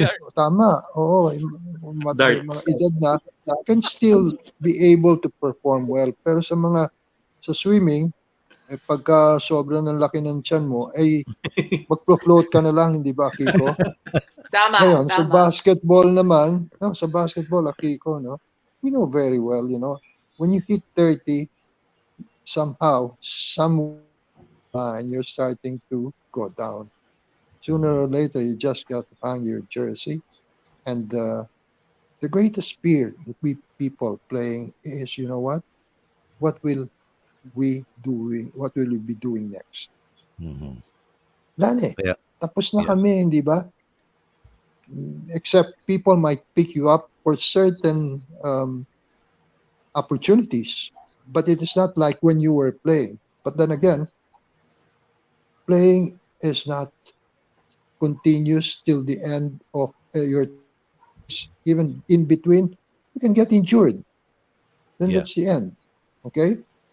Second, alam naman natin, ang buhay ng Mandalaro ay nasa coach. Pag hindi ka type ng coach at hindi ka nakapaglaro, nasa bangko ka. So pag merong pumasok na mas magaling, according to the coach, pero alam mo mas magaling ka sa kanya, etsa puwera ka na, hindi ka nakasali. So where will you go? You are out of job. Wala kang pera. Paano yung pamilya mo? Paano yung anak mo na nag-aaral? Yung pagkain sa mesa? Saan ka kukuha ngayon nun, di ba? Ang lalaki ng problema ng Mandalaro. Kaya kung minsan ako'y nasasaktan pagka tumakbo ka sa larangan ng politika tapos sasabihin, Mandalaro lang yan, may bote yan, walang alam yan. See, yung nakadikit na walang alam at manlalaro lang ay hindi bagay eh. Sapagkat pinaghirapan naman namin yung aming profesyon. Hindi naman yan flick of a finger. Natuto na kami mag-basketball. Hindi. Diba? It took time. Same as swimming. Akiko had to swim whether on hot weather or rainy season. Kasi kahit na mabasa siya, nasa swimming pool naman siya, di ba? So walang Papayong problema lang. kay Akiko yun, di ba? Papayong. But anyway, as an ender, thank you very much for the invitation. I learned a lot, especially at this age of mine. I still am hoping to learn more and more and more because the moment you say that you know everything, that then it's the end of the line for you, knowledge-wise. Yes. Kailangan you have to seek and listen to people that are better than you, and there are a lot of them there. So Thank to you you, so gentlemen, much. Akiko, as usual, ito talagang si Akiko, ko dyan, hindi ko naman kailangan itaas ang bangko niyan, mataas na ang bangko niya di ba? Pero para sa akin, Akiko is a jewel that's so hard to find in any entity. This girl should be in government, di ba? Anong ginagawa nila? Ba't hindi? Kasi, diretso. Sorry, nagsasabi lang ako ng totoo, di ba? You have to play ball with some of the guys there, etc., etc. And Akiko is a straight shooter. So, but anyway, that's the end of the line for me. Gentlemen, thank you very much for everything. Thank you. Our honor. And of course, Senator Freddie talked about integrity, which we all should have. And now let's go to, by the way, si Akiko, I will file a certificate of candidacy and then I'll surrender it to you when the time comes. No, We will para, forge your signature. yun. Pwede naman Akiko, substitution. Akiko, last your... Pinapasa na sa'yo yung baton. Pinapasa Just sa'yo yung baton. Oh my goodness. No. Thank you so much for the invitation, Tita Freddie. Gosh, thank you for the words of encouragement. But really, yeah, I really enjoyed. There are so many things that Tita Freddie said, nuggets of, as he was talking about the limited lifespan of an athlete. That's so true. Yet you think about it, the converse side, how many years do they put in for that? And so I guess for people who are not in sports, it's hard for them to realize just the amount of work that goes into it, and you know, he was also mentioning about transitioning in sports and how difficult that can be for athletes. That's so true, and that's also an area that we want to try to help Olympians, athletes, when they transition, because that is really a hard time. But sorry, I will not say more. Thank you so much. Yes, love to be back, and let's just continue to try and support our athletes as best we can. You know, it's something that we as a nation really just it lifts our spirit. It just makes us so proud, and so yeah. Let's however way we can support them. Thank you so much. Can I say just Yeah. some last words, no? Yes, sir. Here I am, no, nagdudunong-dunungan, ano, but this is just a word or an advice as a father or lolo to people that want and have money right now. Take care of your money. Mm-hmm. Make sure you do. No, you have to think that how long will that money last with you? It depends on how you take care of it. Taking care of it means you know where to bring it, you know where to invest it, and you have to take care of it very, very, very well, because you might end up at the end of the line, then we will see you there, saying that we don't have money anymore. Diba? Very We true. love you guys. That's why we adore you, because you gave so much pride to our country, But we don't want to see you walking the street and without any money. Take Very care. nice. Thank you. By the way, Akiko, maybe one of these days, one of our episodes, we could invite the Philippine Olympians Association, some of the, di ba? So we can talk about more about your concerns and open it up to the public. Maybe we could invite people who would like to help you guys out, right? So keep your line Thank open. you. We're Yes, gonna sir. give you a call, definitely. And now Maraming we, salamat. you're welcome. And now we go to the ever popular, ever ever Seryoso. Unfortunately, Ever, he's ever, coming on ever. to us on Baka, video baka, as baka, baka George. ever pinena lumabas dyan, Brad. Pero George, unfortunately, is coming on to us like a dubbed Oo nga movie eh. Bakit from overseas. para ka naka-photo me? But I'm glad his Naka-statue ka lang. audio is Hindi okay. ako So, gumagalaw. May yeah. delay. Hindi ako May gumagalaw. delay. Ganun ba? Oh. Delay. May delay. Hindi. Ako, well, first and foremost, thank you again for having me here. Alam niyo, mga Boyet, kaibigan, meron pa tayong pinag-usapang episode. mga kaibigan, alam niyo, ang larangan po ng sports ay dapat po patuloy po pinag-uusapan. Dapat tuloy-tuloy po ang usapan. Hindi lang ang usapan, ang pagsuporta lalong-lalo na. Dahil kung wala po ang sports, sabi ko nga kanina, nagsimula po kami nitong programang ito, ang paglalaro po ng sport, yan po yung nagde-develop po ng karakter ng isang tao. Natututo po siyang matalo ng tama, natututo po siyang manalo ng tama. At pag hindi po natin yan inaruga at hindi natin nalagaan, ang ating mga kabataan, ating mga bata, mga anak natin, ay hindi matututong maglaro sa mas malaking laro na ang tawag ay buhay. The bigger game of life. Because this is exactly what the youth of our country needs to learn. Sabi nga rin kanina, pag natatalo, nadaya. Di ba? Dapat matanggal na yan eh. Dapat walang nang dadaya. Period.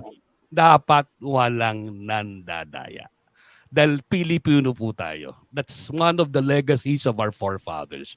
We are very respectable people. We are a very respectable race. Let's make it respectable once again through sports. And if only through sports we can be united as a country, as a people, then let's do it. The evidence is there. We can do well in sports. So let's support it. Ako po si Boyet Sison. Huwag niyo po kakalimutan. Sa darating pong Agosto 23, magsisimula na po ang aming bagong podcast na pinamagatang round by Wow. round. Round by round. Okay. Mga kaibigan, ang nag-iisang mistiso ng bayan, ang tinaguriang white balance ng sportscasting industry na si Phil Velasco, ang taong wala ng buhok ngayon na si Dennis Principe, ang abogadong hindi niya alam kung mag-aaboga siya o mag-commentator sa boxing na si Atty. Tolentino, ang mahilig si Bulalo na si Ryan Songgalia na pag sinabi mong I want Bulalo, si Ryan Songgalia po yan, at ang aming bagong saltang si Nikki Icasiano. 6 na tao po magsasabong pagkatapos po na laban ni Manny Pacquiao sa Agosto 23. Alas 6 po ng gabi sa inyong mga paboritong social media platforms. Weekly na yun, Boyet? Weekly na. Daily yun, Brad. Daily. Daily. Okay, 6 very p.m. good. daily, beginning August 20. Very good. Natatawa ako sa intro mo kala, Oo. sa mga kasama mo. Wawa naman si Dennis Principe. Dennis Principe, inapil mo. Nakalbo. Wala na, kanakalbon eh. Oo. Walang yan. Dapat Salamat. wala. Ang walang kupas na Top Gun na si Dennis Yun. Principe. Oo, di ba? Ayan. Yan. Salamat, Thank you, Boyet. George. Magkikita Thank you, tayo. Bob. Thank Boyet, you, salamat. Teddy. Thank you. All right, Teddy. Okay, salamat muna sa ating mga bisita, sino Boyet, Akiko, Freddie, Bong at ang gold medalist na nagbigay sa amin ng t-shirt, ang Boomers Banquet Yan! t-shirt, si Roy Orjales ng Design Makati. At saka sana makita natin sa susunod na kongreso si Akiko at si Eric magkasama. Tapos ang mentor nila si Freddie Webb. Oh my God. Mismo. May No? ganun. Lalagyan natin ng Olympic rings yung pwesto nila. Yun ang doon. Salamat, Teddy. Yung medyas mo, hindi mo papakita ngayon. Salamat sa BioFresh. Yeah! Diba? Ikaw din. Para sa paang kabigha-bighani. Ayun. Bob. I-echo ko lang yung isang tinweet ko nung isang araw, no? Yung sa mga media friends natin. When sponsors pledge rewards to these achieving Olympians, yung mga sana ipapublish nyo sila pagkatapos ibigay yung premyo, hindi yung before. Kasi napapakinabangan nila kayo eh. You're being instruments to their own propaganda, whoever they are, no? Be it corporate o kaya political or otherwise, no? Sana wag naman kayo kumagat lagi, please.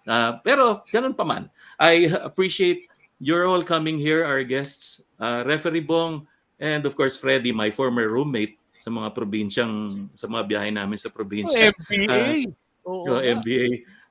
And Akiko, whom I met today, and thank you so much at nagkaroon akong pagkakataon makilala ka. And we hope to see more of you on everywhere. Boyet, of course, my good buddy, na tinulungan kami dito to get these people together. Tsaka si Teddy rin for Referee Bong. Thank you everyone. At tsaka sana na-enjoy nyo yung ating discussion sa Boomers Banquet. We're hoping to have more intelligent discussions like this, pero more than that, more happy discussions like this one that we just had today. Thank you. All right. And, I've always been a big fan of Freddie Webb when he was together with Sonny Reyes do sa Eco team. And then Akiko, of course, I've always been a fan of hers. And I'm so fortunate today to have met her, albeit online. Probably in the future, we could get to meet each other also. Boyet Sison, thank you so much. As usual, the ever-dependable Boyet Sison. And Referee Bong, thank you so much. It's an honor to have you, an international referee. And always remember this, not only to athletes, but all of you out there, let's be magnanimous in victory and gracious in defeat. Ad Maiorem Dei Gloriam. Good night. God bless. Thank you.